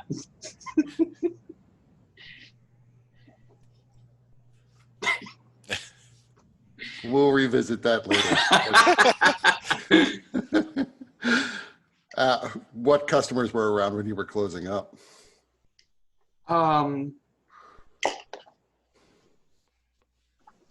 Well, a few of the regulars who tend to stay a little bit later, drink a little bit more. And she starts rattling off 3 names or so, and 3-4 names, and within one of them, she mentions Lucian. And is Lucian the sort to go home to his bed when he's done drinking? Oh, I don't think so.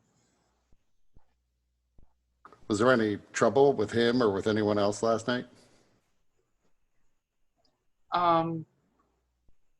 No, not particularly.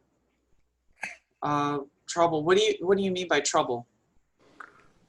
Anything out of the ordinary? Anyone refused to leave? I know Lucian had in the past, I'll say, made passes at Coralina.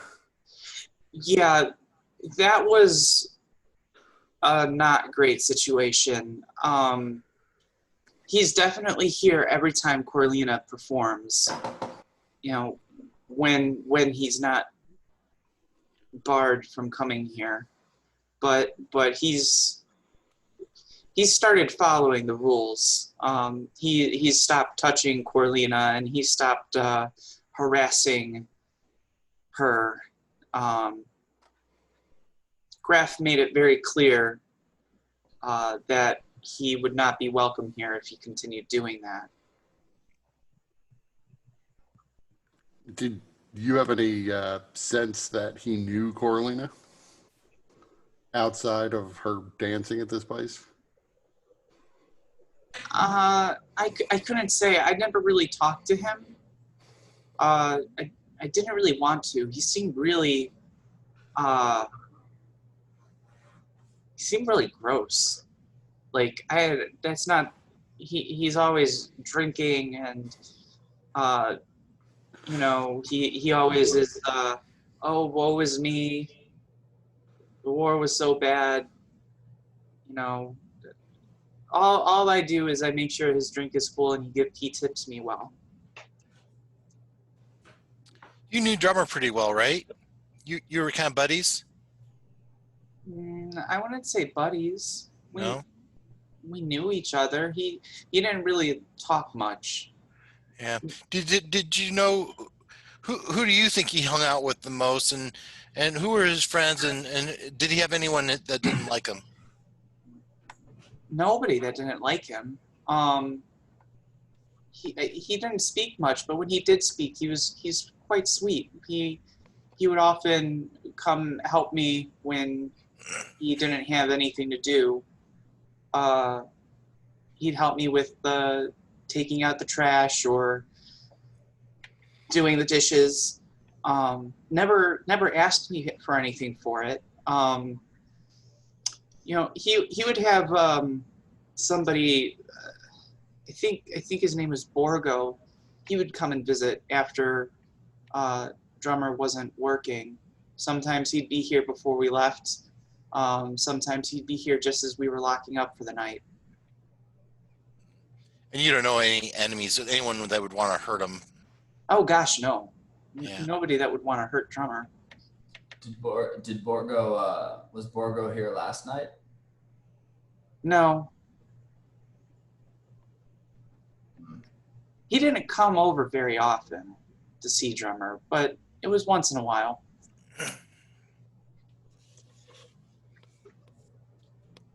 So you have no sense of who might have done this to Drummer? Nothing out of the ordinary last night? Nothing that I can think of.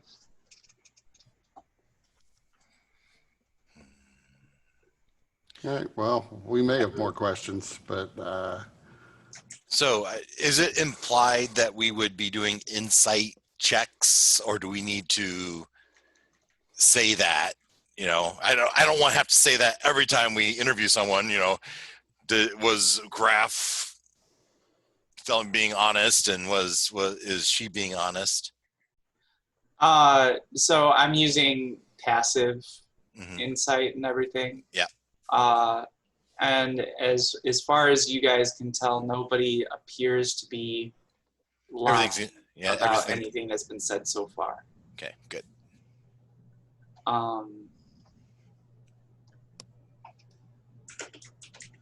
so I mean, I would send her out of the kitchen, at least, ask to have the kitchen to ourselves for a couple minutes.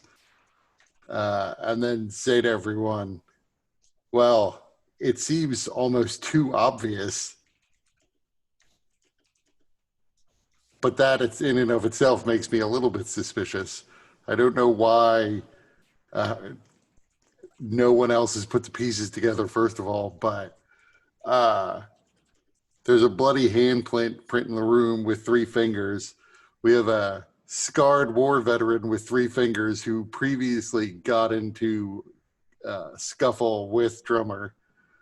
I don't know why Lucian would have gone back in to murder Drummer over this, but clearly in a typical sense, he has to be the prime suspect. We'll have to go interview him at the very least to figure out how his handprint got on the inside of the door. Good. So that's the dude you were drinking with the other night, and Yep. and so you know that he has 3 fingers. Yes. See, I missed that detail. I was wondering why you were asking so much about him. Well, and he's also the only one who ever got into a fight with Drummer, as far as we know. Joe Farr will leaves, and I'm gonna go check something in Drummer's room again. Yeah, and Dag, do me a favor and check the main door to see if there was anybody broke in, or any windows to see if anybody broke in. As we still don't know how anybody got in to get down there to do this, given that the place was supposedly locked up for the night.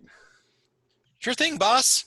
Yeah, I'll go to I'll retrace the steps the path that someone would likely take to get to where we are, and find the first door that would be locked, and inspect the lock. You know, kind of like, okay, I got my thieves. So if I was to pick this, how would I do it? And kind of really, I'm envisioning that I have a magnifying glass, and so I don't know if I have that written down anywhere, but I just get really up close to it. I would imagine a set of thieves' tools might include a magnifying glass. They're 100 gold. Oh, are they? And according to the player's handbook, they are. Oh. Wow. Jeez. It's one he borrowed. Spyglass is 1,000. It's on loan. It's on loan. He's paying it off in payments, installments. So give me a thieves' tools check with intelligence.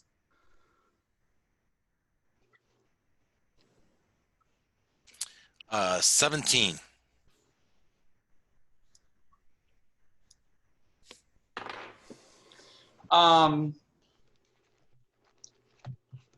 And you're looking at the front door? Or Well, I retraced the path to the first door that would be locked. The Okay. obvious path someone might have taken to get to where we're at. Yeah, so that would be the front door. I mean, there's a door to the basement that doesn't really have a lock, and Drummer's room didn't have a lock. But the front door, could you pick it? Sure. Do you know if it was picked? No. Yeah. Well, I don't see any obvious markings on this, boss. And I'll move to any windows and the latches and see if anything, any obvious markings on the sills, and like someone used a knife to jimmy it open. All right, give me an investigation check for that. 12. You can't find any evidence of any of that. Nothing too obvious.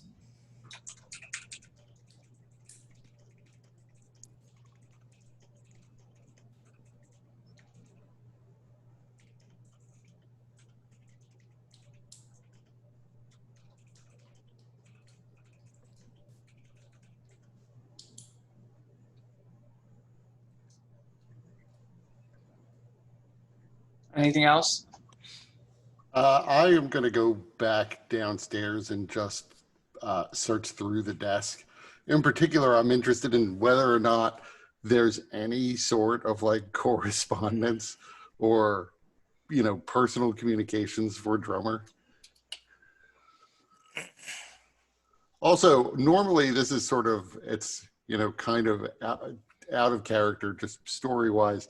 Normally, I would want to talk to the owner's daughter since she found the body. But if she's just basically going to say what her father said, then that would be just sort of a waste of time repeating things. So That's exactly what it's going to be. So, so give me, Kurt, give me an.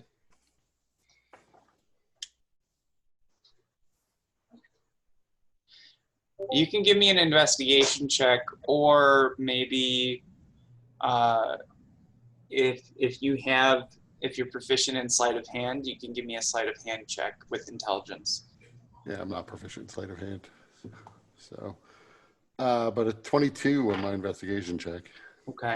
So you do find a hidden compartment in his desk. And then in that hidden compartment, you find a number of documents relating to what he was originally designed for and deployed for. He was one of the Warforged sold to Breland to fight in the last war. And it talks about what unit he was placed in, his specialization, which was actually reconnaissance and intelligence gathering. So he was an advanced scout.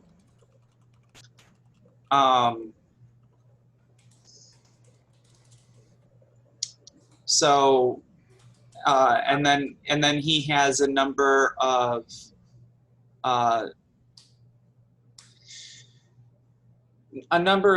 items that seem to be military issue.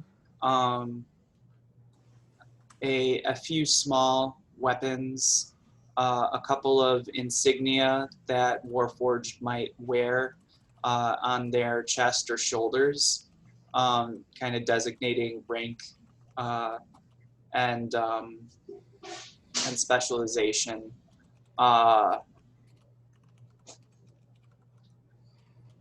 So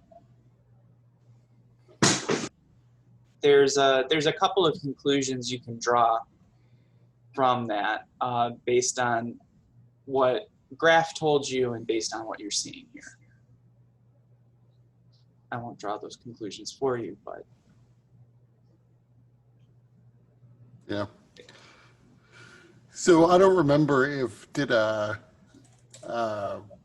Lucian mentioned what unit he was in. Like, is there any connection between Drummer and Lucian's unit that I can see?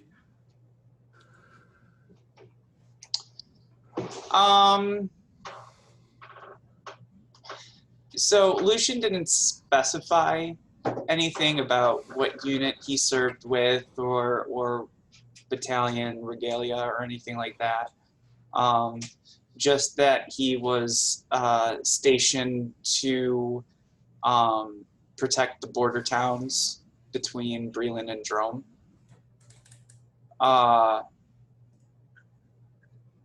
It doesn't, based on the information that you see from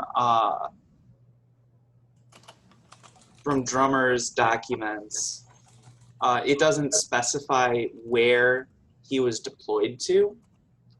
At least his initial deployment doesn't seem to be anywhere specific other than to say Breland, since he was purchased by Breland.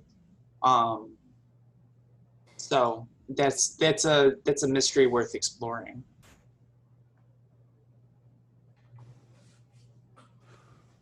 So the papers I would take, I would find Grath and tell him, like, don't let anyone go in there. Don't touch anything. Don't clean anything, because we may need to come back.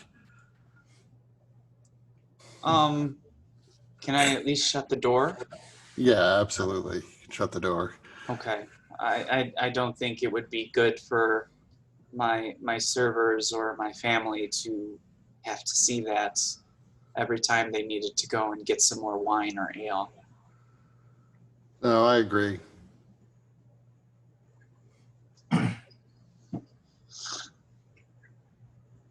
And then I'd ask everyone else. So I think we should probably go and confront Lucian last, since that could be the final stop, if we can convince him to just confess.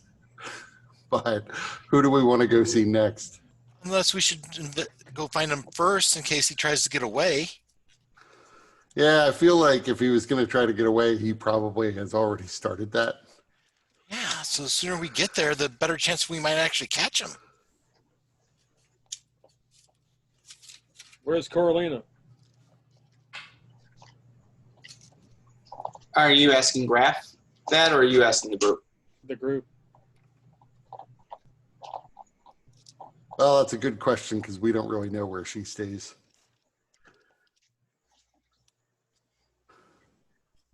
I was thinking we'd go talk to Borgo, but maybe we can go talk to Lucian first. I just don't want to spook him into fleeing by accusing him of murder. I'm not accusing him of anything. I'm just gathering facts at this point. Yeah, but he'd be the first person we'd go to. Yeah, well, if he's covered in axe blade slashes, we might have to take him in to the watch.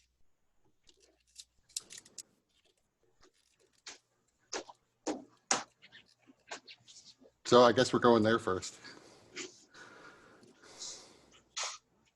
All right. Unless somebody else has a different suggestion. Well, before we go, Hamrath would take a closer look at the axe, and I would spend time. I would like use identify on it, because it's got blood prints on it. It's dulled. I'd be trying to see, at very first most if it's magical, but beyond that, like if there's anything I could learn through identify about, like maybe its origin, or like the materials it's made out of. Is the fluids on it? So, how about the fluids that are on it? Would that be part of the same identify? Maybe. I guess I don't know. I guess that would be up to the DM. I would think that Identify would like tell you more about the actual object. So in the sense that if it's not magical, maybe it would, from like storytelling purposes, be kind of like, you know, the wood comes from a certain forest, or like it has a special type of metal, or is it just like a common axe that you can get at the local armory or something.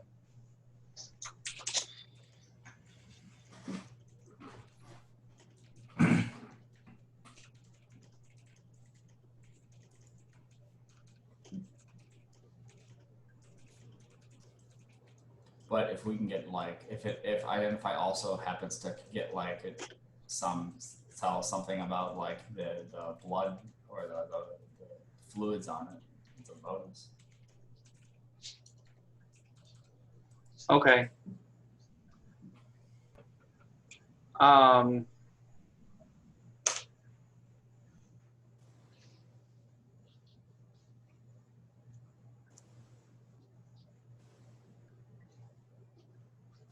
If you use an action point, because this isn't normally the way that Identify is used, but if you use an action point, I'll allow you to get some more mundane information about the object and, you know, and some of that information.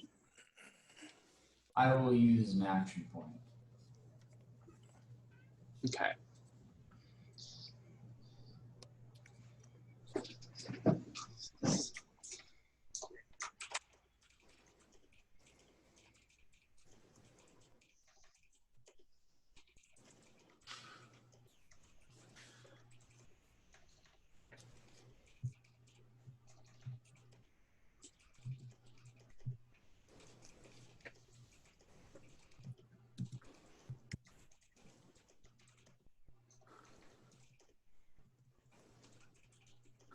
Too bad you just didn't use 2 action points to identify the killer, and then we'd be done. We could all just turn on all of our action points. The group Eureka.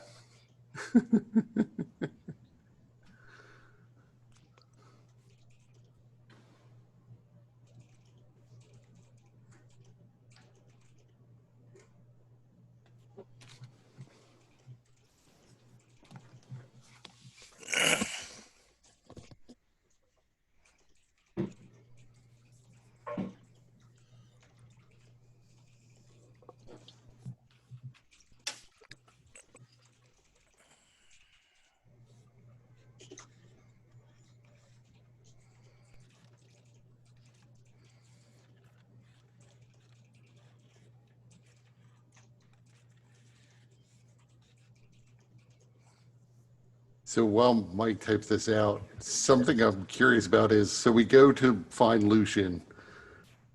I'm not really sure what to ask him apart from, you know, explaining to him that we found a 3-fingered bloody handprint on the inside of Drummer's door. We're concerned that he's okay. Right? So, I mean, you ate with him, you sat with him for a while, and we saw this handprint, and it indicates that he might be injured. We were concerned for his well-being. Yeah, that's a pretty good lie. Because he's not the sort of person who gets along with other people. So there's a pretty good chance he's just going to slam the door in our face anyway. I could sneak in there. Especially since he's going to know, presumably, that Drummer is dead, whether he did it or not. He was clearly in the room. We are private investigators. We can spy on people, and we don't actually have to talk to them. I mean, we could probably tell from a distance if he's injured, and then I could, one or more of us could just keep tabs on him while you go do the other interviews. You probably have to go by yourself. What was that, Joe? Sharp will probably have to go by himself, because if he's going to slam the door, if he's not a people person, there's no way he's going to talk to four dudes showing up. He'd talk to probably Sharp. They know each other. Just say, hey, Yeah. I heard something happened last. Did you make it home? Heard it was a rough night. I don't know, whatever. Yeah, I think that's probably the best way to start. You could have a neighbor coming over and just to borrow a cup of sugar and just Yeah, I do don't know that well. he didn't really strike me as the I will lend you a cup of sugar type. But I'm sure a neighbor could make up a reason to go visit him. Maybe say, hey, you're awful noisy last week or last night. Like someone who lived 3 doors down, like Hammereth. It's a possibility.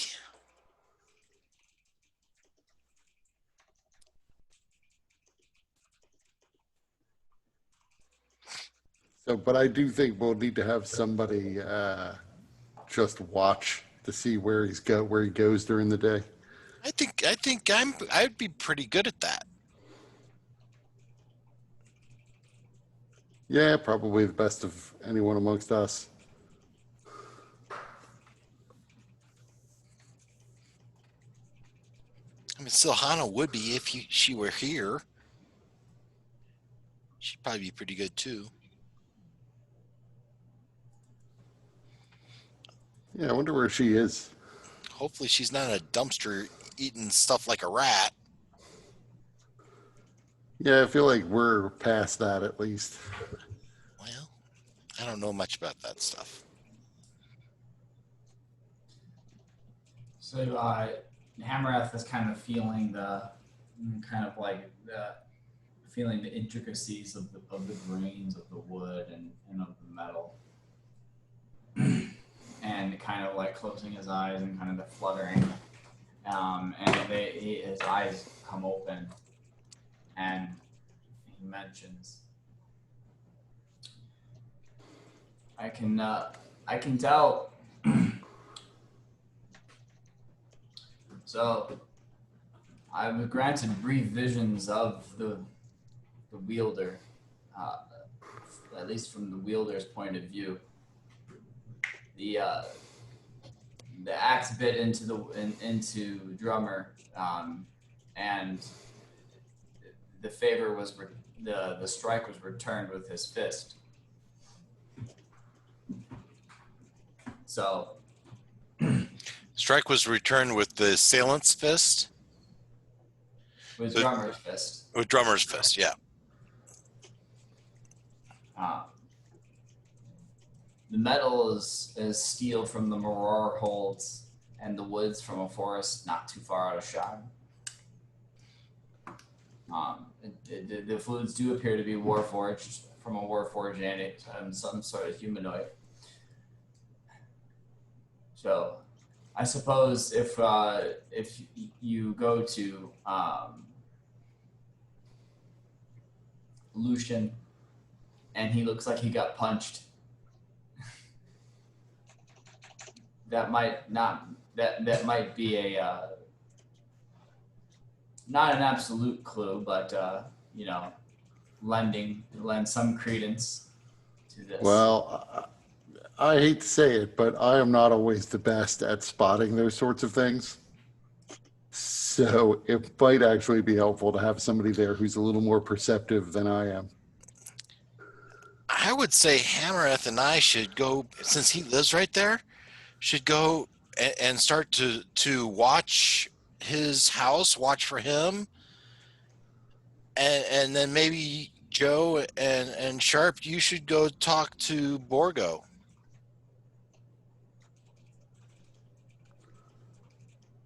Yeah, I would think we should, because I think the talk with Borgo might go better if Hammereth is there. I think Joe and I should probably go find Coralina.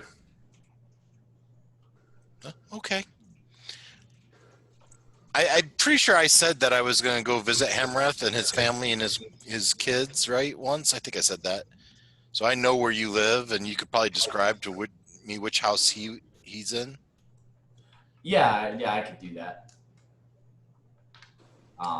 Reasonable, Mike? Sorry, I'm typing something real quick. Okay. But yeah, I would. Have you mentioned? So did you mention that you've already visited, or that you were planning on visiting? Well, I don't remember exactly. I think I said I would, upon meeting you at some point, that I would want to go visit you and your family. And I think I talked about like trying to befriend your girls. I thought we talked about that one point. I don't know if I did it or I said I was going to do it, and I don't know if it's happened yet. Dag visited, but you were all asleep, so he just let himself in and then out again. He just was just sitting in the corner of the room for a good portion of the night. You do have some nice cutlery, you see? So, Dave, what were you asking about? Does it seem reasonable that I would know where Hamarath's house is, and that he could describe to me where Lucian's house is, so that I could go there on my own and do my stakeout? Oh yeah, absolutely. You have been making your rounds around the neighborhood. You know your way around fairly well. Yeah. So I would have an idea of how I might conceal myself in a spot where I could watch his abode. Sure. You could probably hide in a garbage can.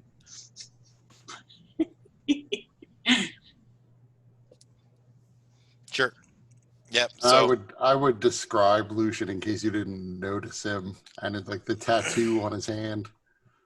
But basically, you're looking for a 3-fingered guy, so not that hard to spot. and a rough-looking guy that looks like he might drink a lot, and yeah, a general height, weight, age, hair color, all that stuff.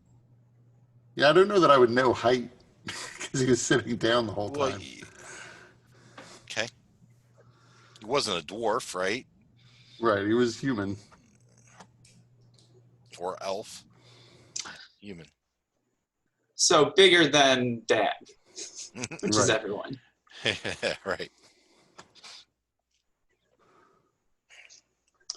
Yeah, so that's what Dag does. Right. And Okay, I so was going you're- to go back and ask Grath where Coralina lives. So Coralina lives. Does she live in the district?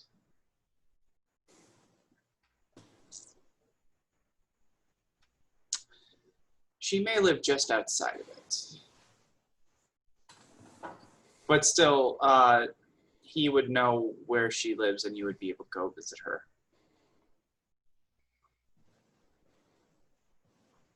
Sure. So I don't know. Go ahead. Before we leave, can we go back upstairs where Danielle was? Sure.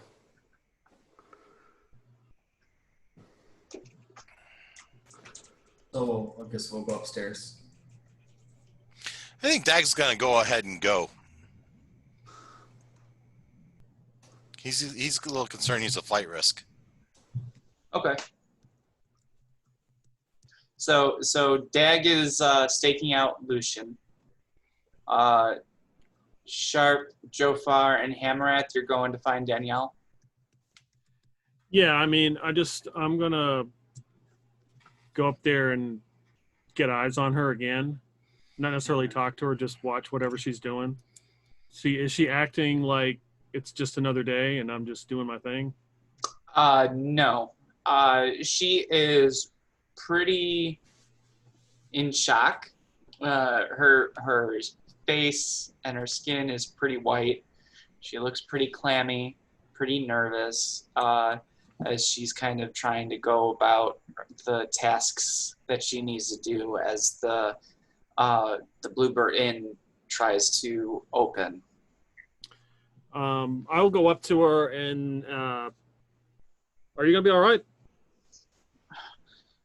I mean, somebody was murdered here. That's pretty freaking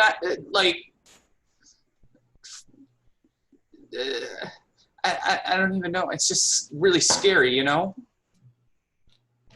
Yeah, no, terrible. So when I look at her face, I don't know if obviously magical healing is a thing. So can you tell if a person's been magically healed, or is it like that good? No, if somebody has been magically healed, unless it was a pretty significant injury, there wouldn't be any sign. Like your hands? Yeah, I mean, well, like I said, unless it's a significant injury, Right. Yeah. like minor scrapes, bruises, and cuts, they'll heal without any sign of them having ever been there. Deeper wounds, like very deep gashes and such, they'll mend to a degree, but if more healing is applied quickly enough, they'll heal without any kind of scar.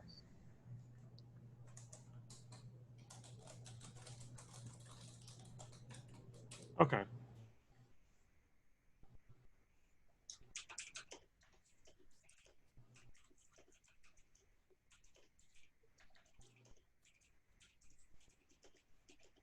I guess I would also ask, when's the next time Coralina's supposed to come dance? 2 days. She normally dances on Far and Sar.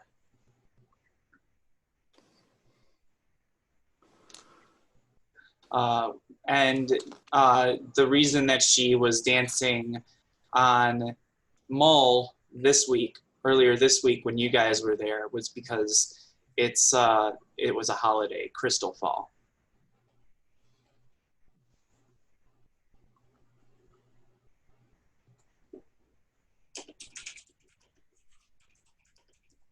So when Jofar is satisfied, I think we'll set out for her to find her.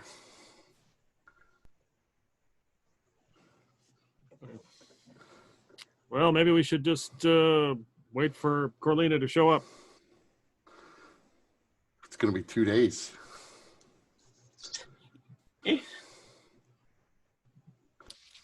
Oh, poor Sharp has to sit in a bar for 2 days. This seems like it would be a little faster, especially, if she's the one who killed him, to go find her now. I'm sure she'll find out about Drummer's death well within the 2 days. I'm sure she'll find out sometime today. Indeed. Doesn't seem like there's a lot of concern over the death of Warforged and Sharn. I don't know how good the grapevine's going to be. I feel like we're going to be the ones to tell her if she doesn't already know. You probably said this, Mike, but the body you said was like wrecked, like destroyed. Yeah. Okay, so like a quick look would be, was it? I guess we said that the hand was missing. Does it? If you did a quick scan, could you see where all the pieces were? Does it look like somebody looking for something, or somebody just want to wreck something? Give me an insight check. And you can use intelligence or wisdom. Oh, thank you, Dice. You've helped me tonight. Inspiration points. Crime of passion, apparently. I have no idea. You can use an action point. Action I point. burned all through. I burned them all, so. Oh yeah, that's right. I burned all my action points. Behind the screen.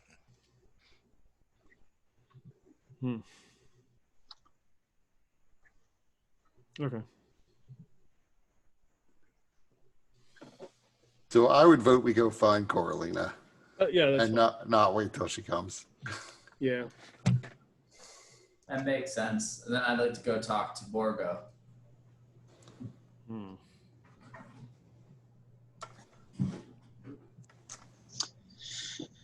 Okay. So in an undetermined but nearby district, because I'm not going to look right now what districts are around Oak Ridge, you come to Coralina's home, where she seems to live in Sharn's version of an apartment complex. How long does it take? Does it happen to take like maybe 8 hours to get here? Oh, it doesn't take that long. Oh, damn. Okay, well, I'll try. Like, it probably by foot, and especially now that it's a clear day, you could probably get there within an hour or so by walking. more quickly if you took like a cab or something, or like a sky coach. But you know, an hour. You guys. Our expenses are being covered.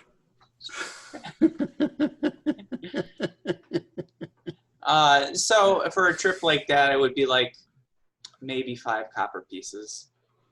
To get Yeah, there. I would take the sky coach then. And get a it, receipt. yeah, it would only take like maybe 10 minutes, 15 minutes. And so she lives in an apartment complex.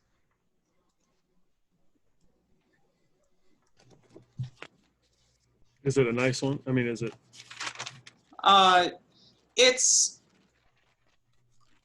It's not bad. Apartments in Sharn are not uncommon. They're actually probably more the rule rather than the exception.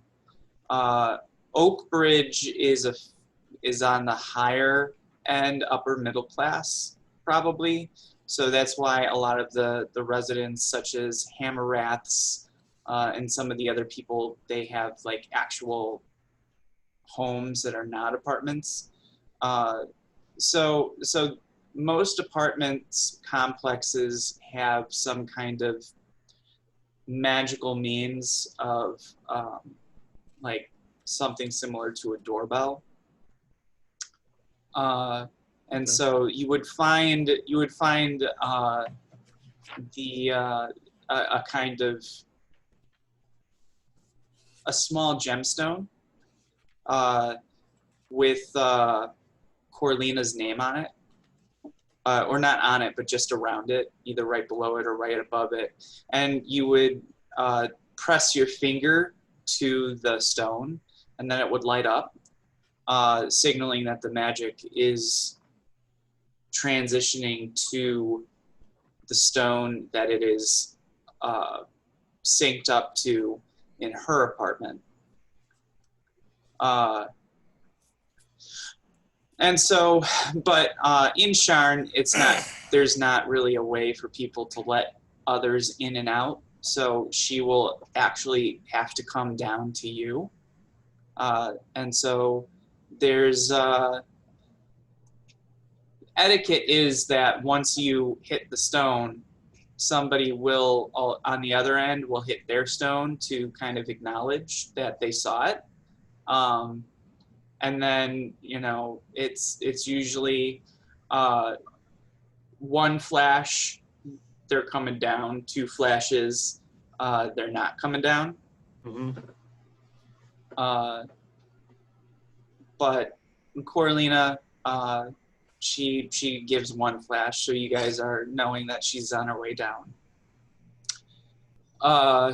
After a few minutes, she appears in the door, and then seeing all of you, she becomes very cautious and kind of positions herself to be able to quickly close the door, since, you know, there's at least 3 of you, since Dag is going to stake out Lucian.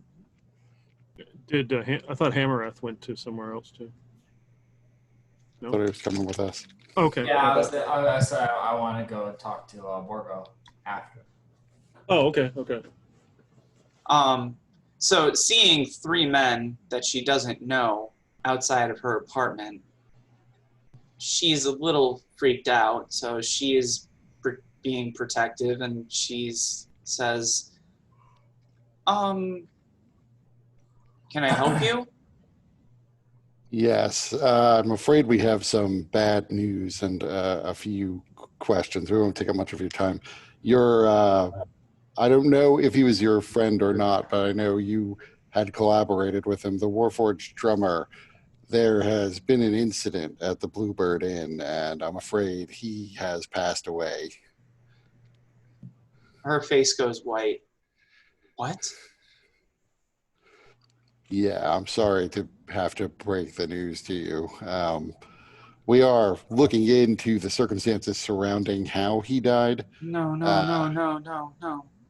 He can't be dead. He can't be. And he's a Warforged. Can Warforged even die? Can't they just put him back together? No, it doesn't work that way.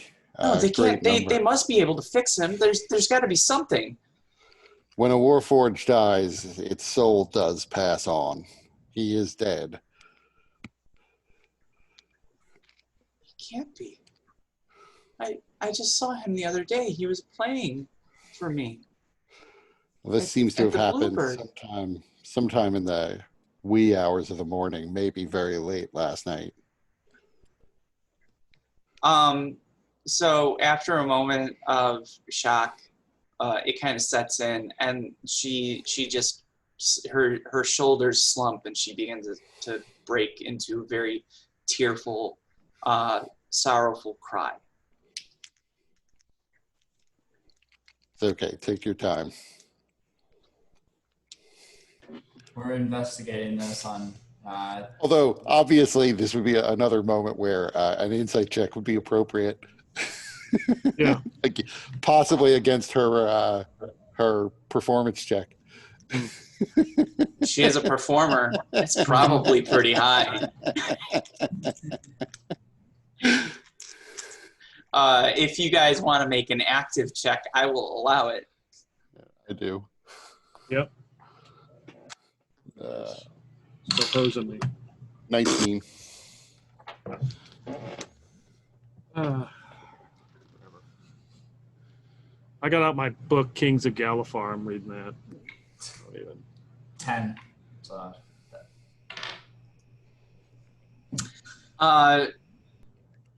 Whether she's faking or not, she's very convincing. It looks to be genuine. I don't even notice. Jofar is a little thinking, I don't even notice she's crying. It's a little over the top. But Jofar thinks most emotions are over the top. Mm-hmm.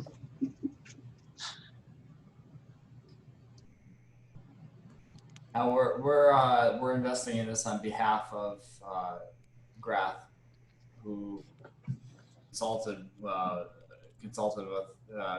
with us, Red Halo investigations. So you can so you can confirm that with him later, and presumably you see him if you have any doubt as to the veracity of who we are and what we're trying to achieve. And we'll try not to take up much of your time, but, we are trying to piece together what happened. I know you weren't there last night, but you still might have some information that could be useful to us. What do you need from me? First, stop the echo, wherever the echo's coming from.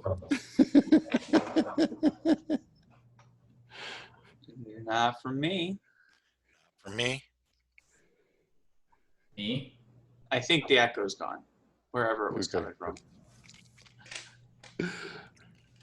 Do you know of other than the echo's back? It's from you. I don't know how. How am I hearing my own echo? Well, we're all hearing the echo, but wait, can you guys hear an echo when I'm speaking? Nope. Nope. How about me? Nope. Nope. That's very weird that we're only hearing Kurt echo. Mm-hmm. I don't hear Kurt echo. Well, Kurt, start speaking again. Oh, now I heard you echo there. I did too. Oh. Wait, maybe it's when we talk loud enough? No. That time I didn't hear an echo. Now we Definitely did. heard it. Definitely heard Oh my it. God. It's an intelligent echo. Right.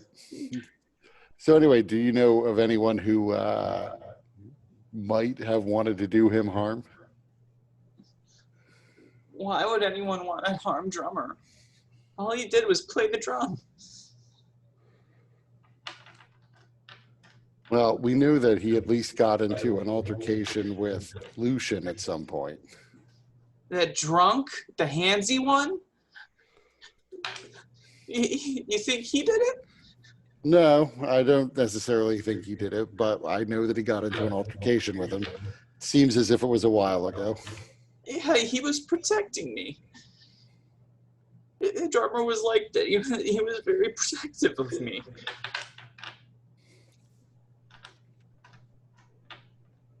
Was there anybody else? Did he ever have to protect you from anyone other than Lucian? No. Most people at the Bluebird Inn, they're respectable.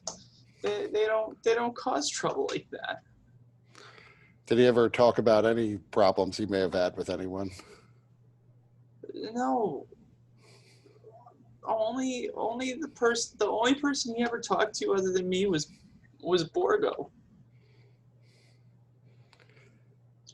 Grass seemed to be of the opinion that at some point you may have been the owner of Drummer, or your family may have been.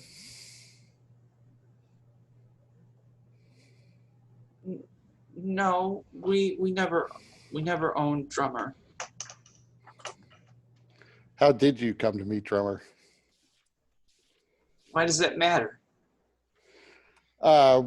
Just trying to figure out what happened. Like I said, I'm trying to figure out how close you were with Drummer. I know you recommended him for the job, but you know, only Borgo was mentioned when we were asking about friends.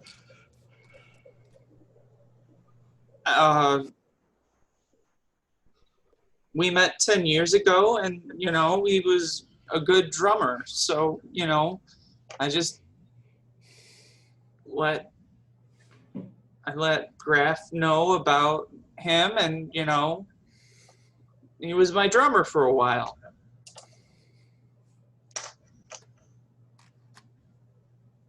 All right. So, but no actual personal friendship between the two of you. It was strictly professional. Well, I didn't say that. I mean, we were friendly. You know, he looked out for me. I looked out for him. Do you happen to know if he had anything that somebody might have wanted? Anything valuable? He's a warforged. He's valuable.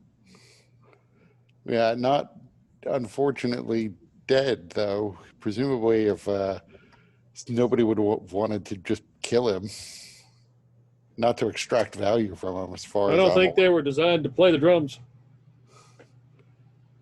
Plenty of them were designed to play the drums. I don't know if Drummer himself was. Drums are very useful in war.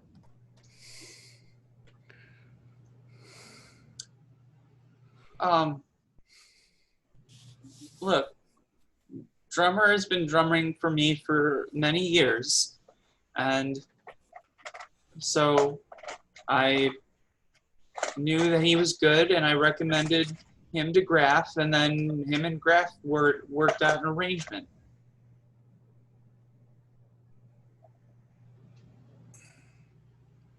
Well, if you're unaware of anything else, do either of you have questions for her?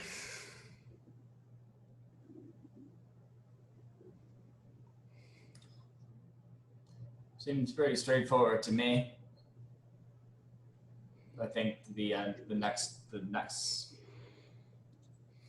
person would be more fruitful.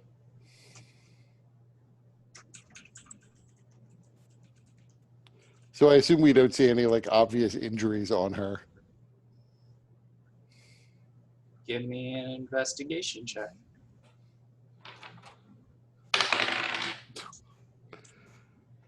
7.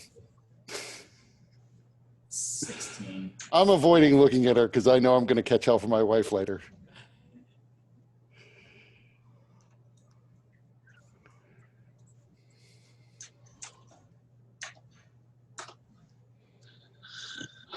Um,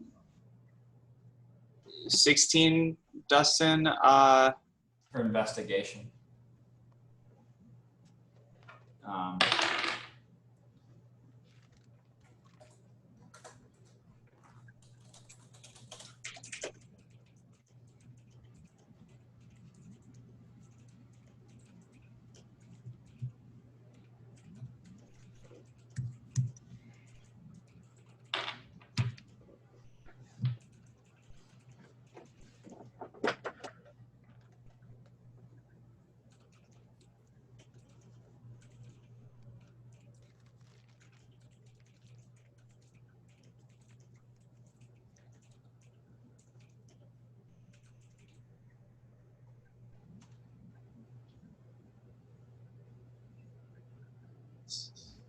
Uh,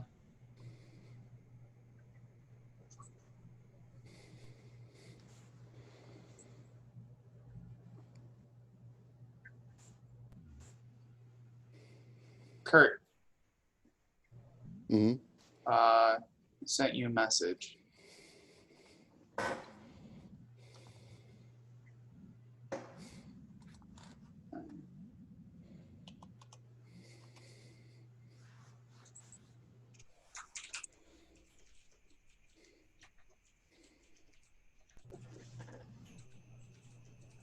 Um,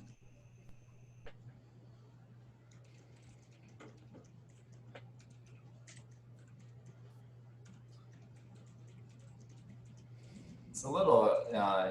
It's still pretty early in the day. I notice you quite done up. Were you expecting company? I'm sorry. Why is that any of your business? I was just curious. You know my culture. This is an appropriate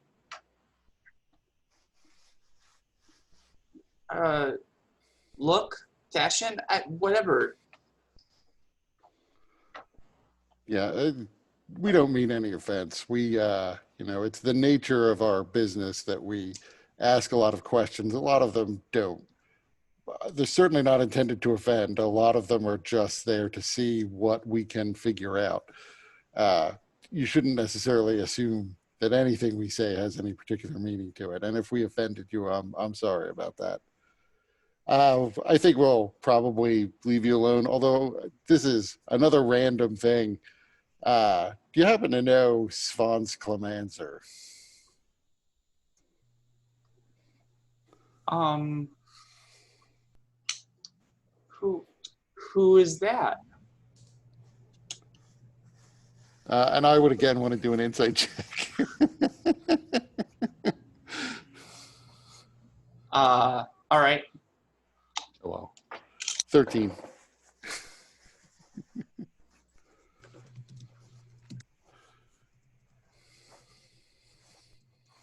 Anyone else want to roll insight?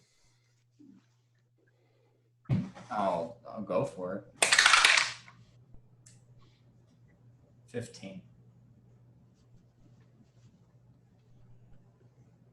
Joe, did you want to roll? Yeah, I can do that. Specifically to this question, is that what we're doing? Yeah. 20 total. Okay. Should have been rolling that dice all along. Kurt, you rolled really low, right? Did you want to use an action point? Yeah, sure. 18. Okay.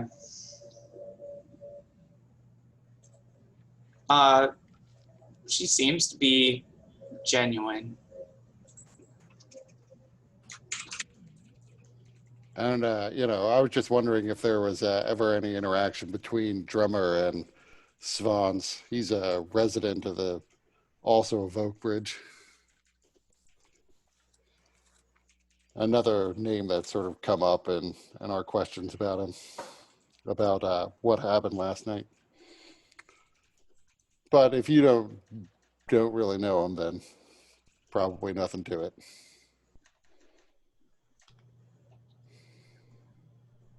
Okay, well, is that all? I actually really do need to get going. And wait 1 second.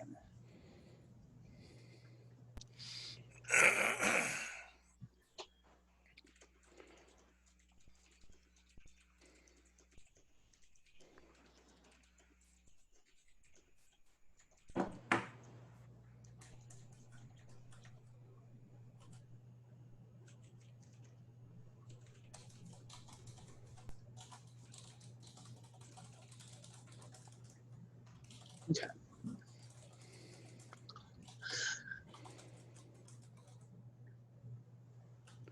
So, yeah, I do think that's all. I mean, the standard, almost cliche, is we could have some additional questions, but again, we don't mean to take up too much of your time, and we certainly don't want to offend you or keep you from anything.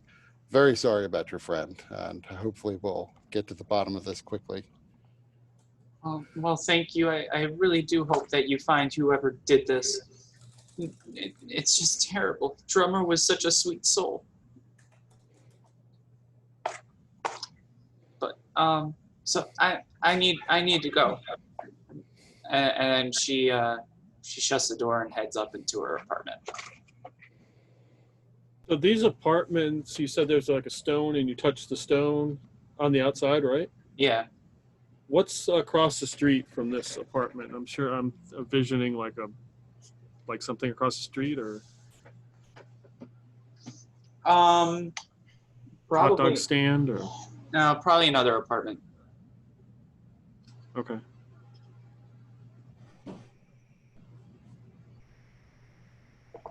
So as we're sort of walking away, I would say to the other two, it seemed clear to me she was hiding something, but I can't quite figure out what. I think Hamarath, you're right. She was dressed up for something specific, and she just didn't want us figuring out what that was. I volunteer to stay. I'll hang out and see if anybody comes by. All right, that might be useful, although since it's an apartment building, you'll really have to watch to see if she comes down to let anyone in. I'll watch for the stone. Right.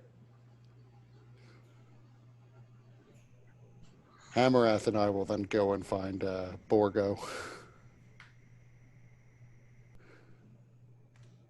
All right. So Jofar, you're staking out Corlina, Yep. and Dag, you're staking out Lucian. I picture Dag in like an elaborate trash can disguise. Mhm. Like it. Oscar the Grouch. Excellent. All right. So You just see like a trash can following behind.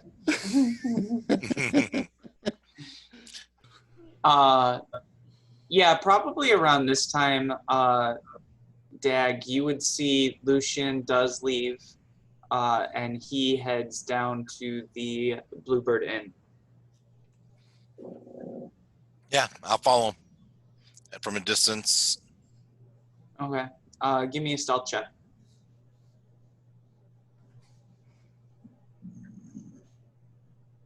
Yeah, I'm gonna use my action point. I rolled a 9. Stealth. 19. Okay. As far as you can tell, he doesn't see you. Or at least he doesn't give you the indication that he sees you. Sure. Would I notice a limp? Would I notice bruising? From the distance that you're following at, you wouldn't notice any bruising. That would be too difficult to tell. Yeah. But give me an insight check to see if you notice anything else. 12. You don't notice anything else. Seems to be walking normally. Yeah, he goes into the Bluebird Inn. Yeah, so I could probably observe him better from inside the Bluebird Inn. I could get closer to him. Sure. Yeah. Ditch the garbage can, and give him 30 seconds after he gets in there. Go on in. He should be easy enough to see. Mm-hmm. Yeah, we've both been in the Bluebird Inn probably most nights for the last 2 weeks. Yeah. We at least recognize each other. It's not uncommon. So yeah, he's just ordering full glasses of Akavit, which once again, I normally drink as a shot. He's ordering glasses of them. Dustin is becoming an owlbear. Yeah, I'm sorry. No worries. He's Owlbear Man. He's the real Yes. Owlbear. When he goes into this state, that he stalks the streets. That was the Hammerrath was the inspiration for Albert Man, at least for the article in the Charm Times about Albert Man. All right, so we'll really quickly cover Borgo because I think that'll be fairly quick, and then we'll call it a night. Hammerrath and Declan, you guys make it to Borgo's place. He is in a really run-down home. It looks almost as bad as the Sparkling Alchemist. Considering he's a doorman working for the Drowning Mole, you imagine that he probably doesn't make a whole lot of money. So it may not even be his place. It may be just somewhere he's squatting, just by the looks of it. Hammerrath will knock on the door. Borgo. So as you knock on the door opens. Like your knocking causes it to open. Oh. So I'll open it up further. Borgo? Are you in there? Got a bad feeling. So no response. So I would go in. Push open the door the whole way, and yeah, we'll go in. Mm-hmm. So it's a pretty cramped little place. If this where he's living is like, because the architecture of some of these towers in Sharn can be pretty strange. This is almost like a cottage or some kind of storage shed almost that was kind of built off of a main tower. And it probably wasn't meant to be used as a home. But clearly that's what Borgo is using it for.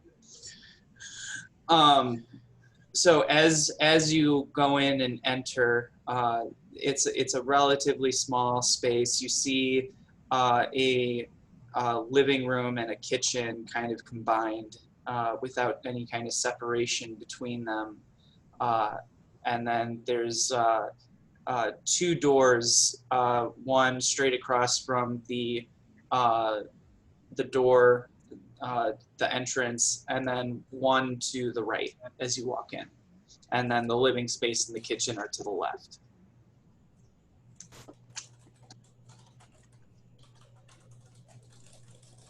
I'd open one of the doors to the right.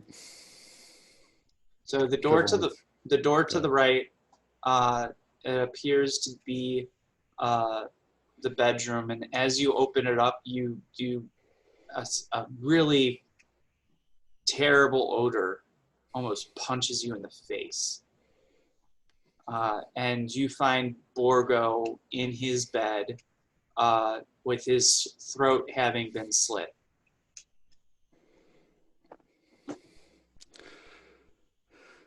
So I am not trained in medicine, but I did fight in a war. Can I take a guess at how long he's been dead? Yeah, I'll let you use your intelligence with proficiency for that. So 16. He's been dead at least a day. Probably not much more than a day. So is he on the bed? Yeah. And it's like one clean slice, or does it look like he has other wounds, like this was a fight? It doesn't look like it was a fight. but it does look like, so there's lots of blood that is soaked into the bed. Mhm. But you also see he seems to have, like, he has a throat slit, and then his covers, because he was clearly sleeping when this happened, because he's in bed, doesn't appear to have been a struggle. But the covers have been thrown aside, and there is a large patch of skin on his chest that seems to have been cut away.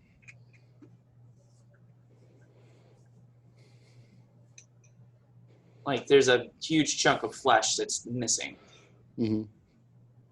And is it like an irregular size chunk, or does it look like somebody was trying to cut off a particular square, or what? I mean, it doesn't look that clean. It's not like a surgically removed square, but it does look like somebody ripped away a piece of skin, and it's fairly large. It's probably about the size of a hand. So it's a pretty large section of skin that's been ripped off. So I assume we don't see anything that looks like it might be the murder weapon.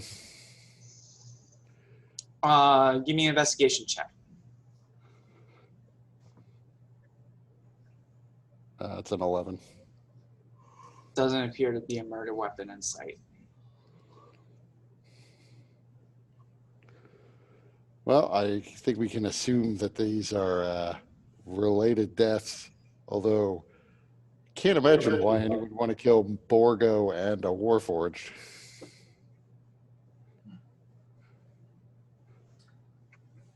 Yeah, I'm not sure.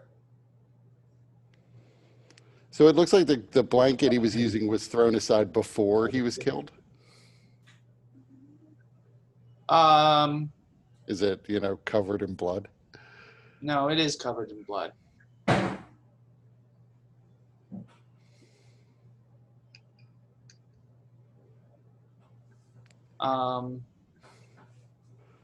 Well, we could Hammereth, give me an investigation check with advantage.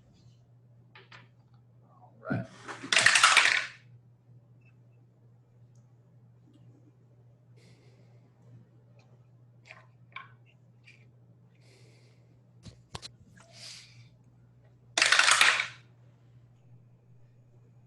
Uh, 17. So much like in Spons's place, you see along the windowsill and like on the floor just before the window are some patches, light sprinkling of what appears to be baking flour.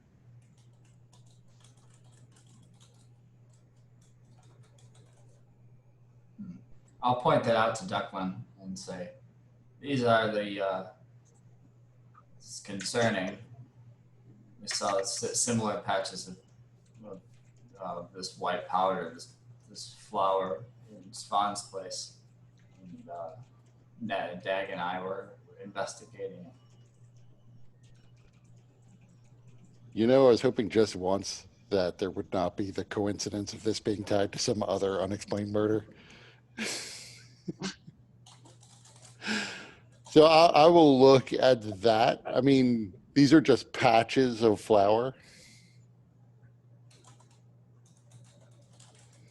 And they lead up to the windowsill, or at least that's where the first spot we notice is. Mm-hmm. So I guess I would go and check out the window. I don't know if it has like a lock on it to keep people out, given the state of this building. But I assume it looks like somebody could have, in theory, climbed through. Yeah. If they wanted to, though, it doesn't seem like it would have been hard to to jimmy it open, even without any kind of skill.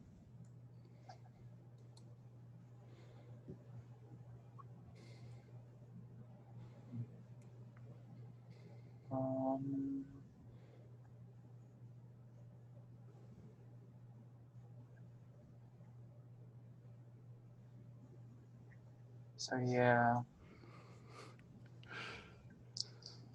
Now I'm beginning to wonder if we need to go interrogate the baker.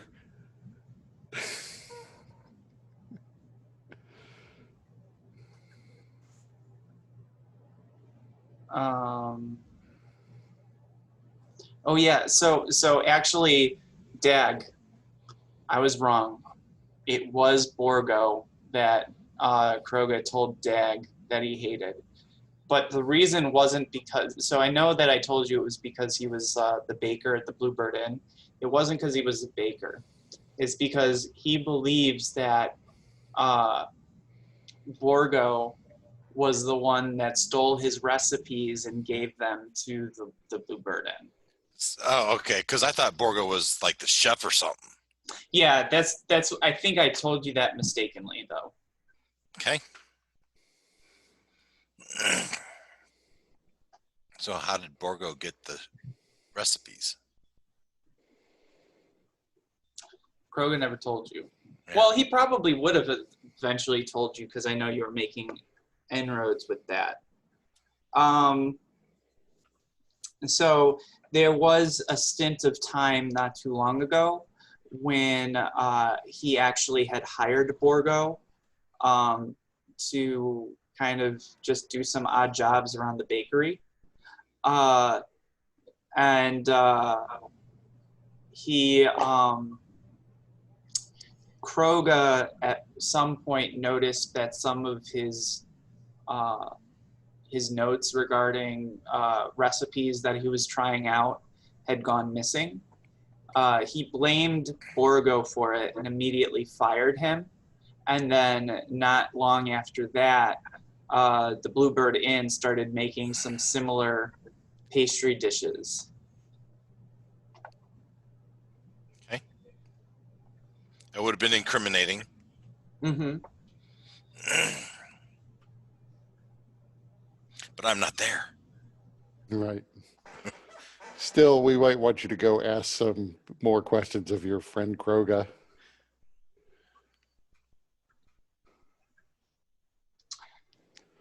So do you think we should, this is to Hamarath, do you think we should alert the watch? I'm not even sure they would give a shit.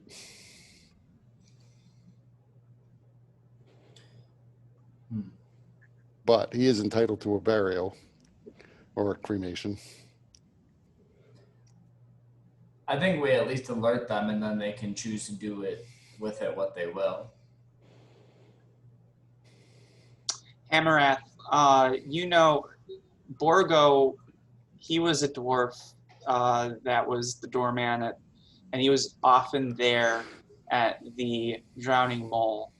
And he was really always very cheerful. He was generally well liked by everybody. You know, he's definitely a personality that is going to be missed at the Drowning Mole. You got that, Dustin? Yes. Don't worry, Dustin. Give me 5 more minutes and we'll be all done. So yeah. So just so you know, in terms of Hamarath, how he might react to this death, because he was very well liked by everybody there. Fair. And the Drowning Mole, with the way that, you know, one, there are not many patrons that are regulars there, but those that are, I mean, the bar for people needing to be dealt with is, you know, fairly high because it's the Drowning Mole. People usually, a bar fight is to be expected and can be entertainment there. Yeah. worth the price of admission. So he didn't often come at odds with anybody there as a result. You know, he didn't really need to kick anybody out. More often than not, it was just about, you know, letting people hammer out their differences, whether it was literal or figurative, and then just everybody, you know, getting another round to kind of shut people up. It's fair.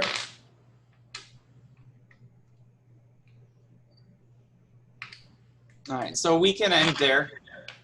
Okay. All right, so we're gonna see how this recorded. Hopefully there won't be any issues. Anybody have any thoughts, questions, comments about the session and where we're going with the story? Fun little mystery. No, so far so good. I like the demarcation of the days. Also makes it a little easier to kind of organize notes. You can say this has happened on this day and this day and this day, and then come up with like a log. So I think that with the weather, I think is a nice kind of, it's a nice touch. Mm-hmm.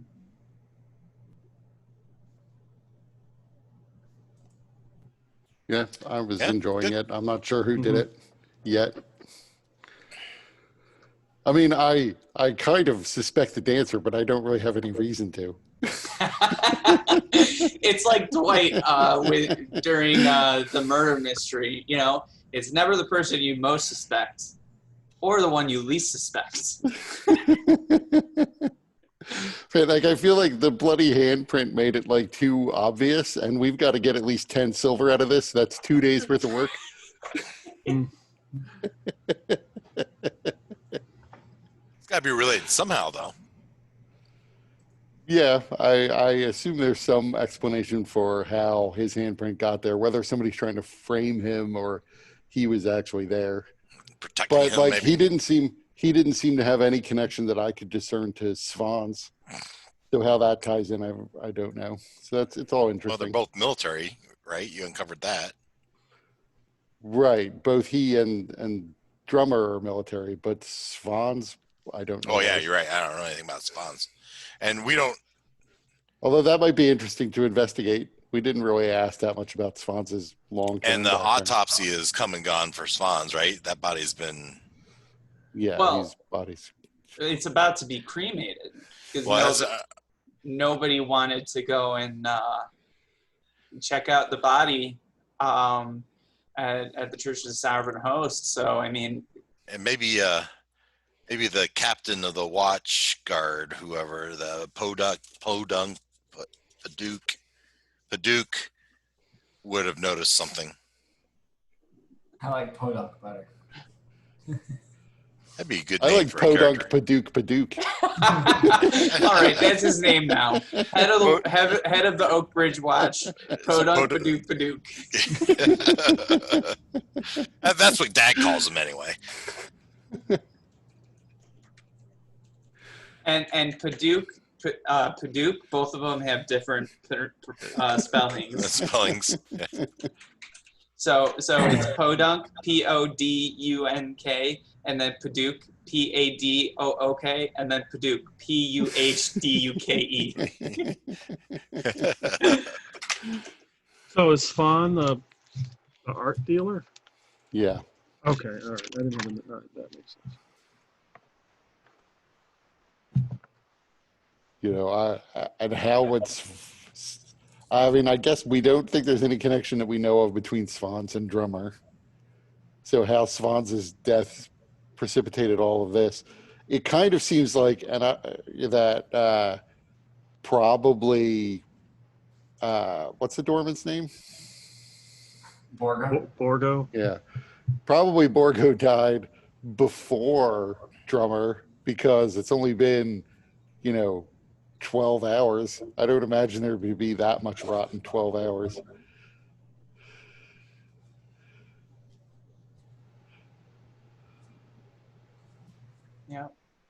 So maybe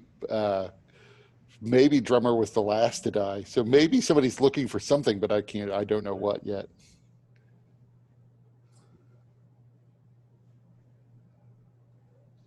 So, but So we'll have to everybody's go- enjoying this little murder Yeah, mystery. yeah, it's fun. Now we'll have to go talk to Gretchen and the people. We're just going to have to stake out the drowning mole for a couple days.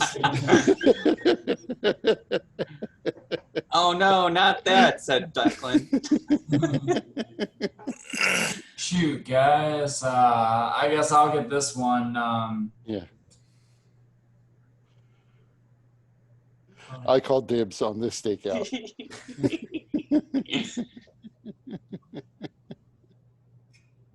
All right. Well, if anybody has any other questions about anything, you're welcome to reach out to me by email. We'll pick up again in 2 weeks. Sounds good. All right. Talk to you later. All right, Take night, it guys. easy, everyone. All right, take it easy.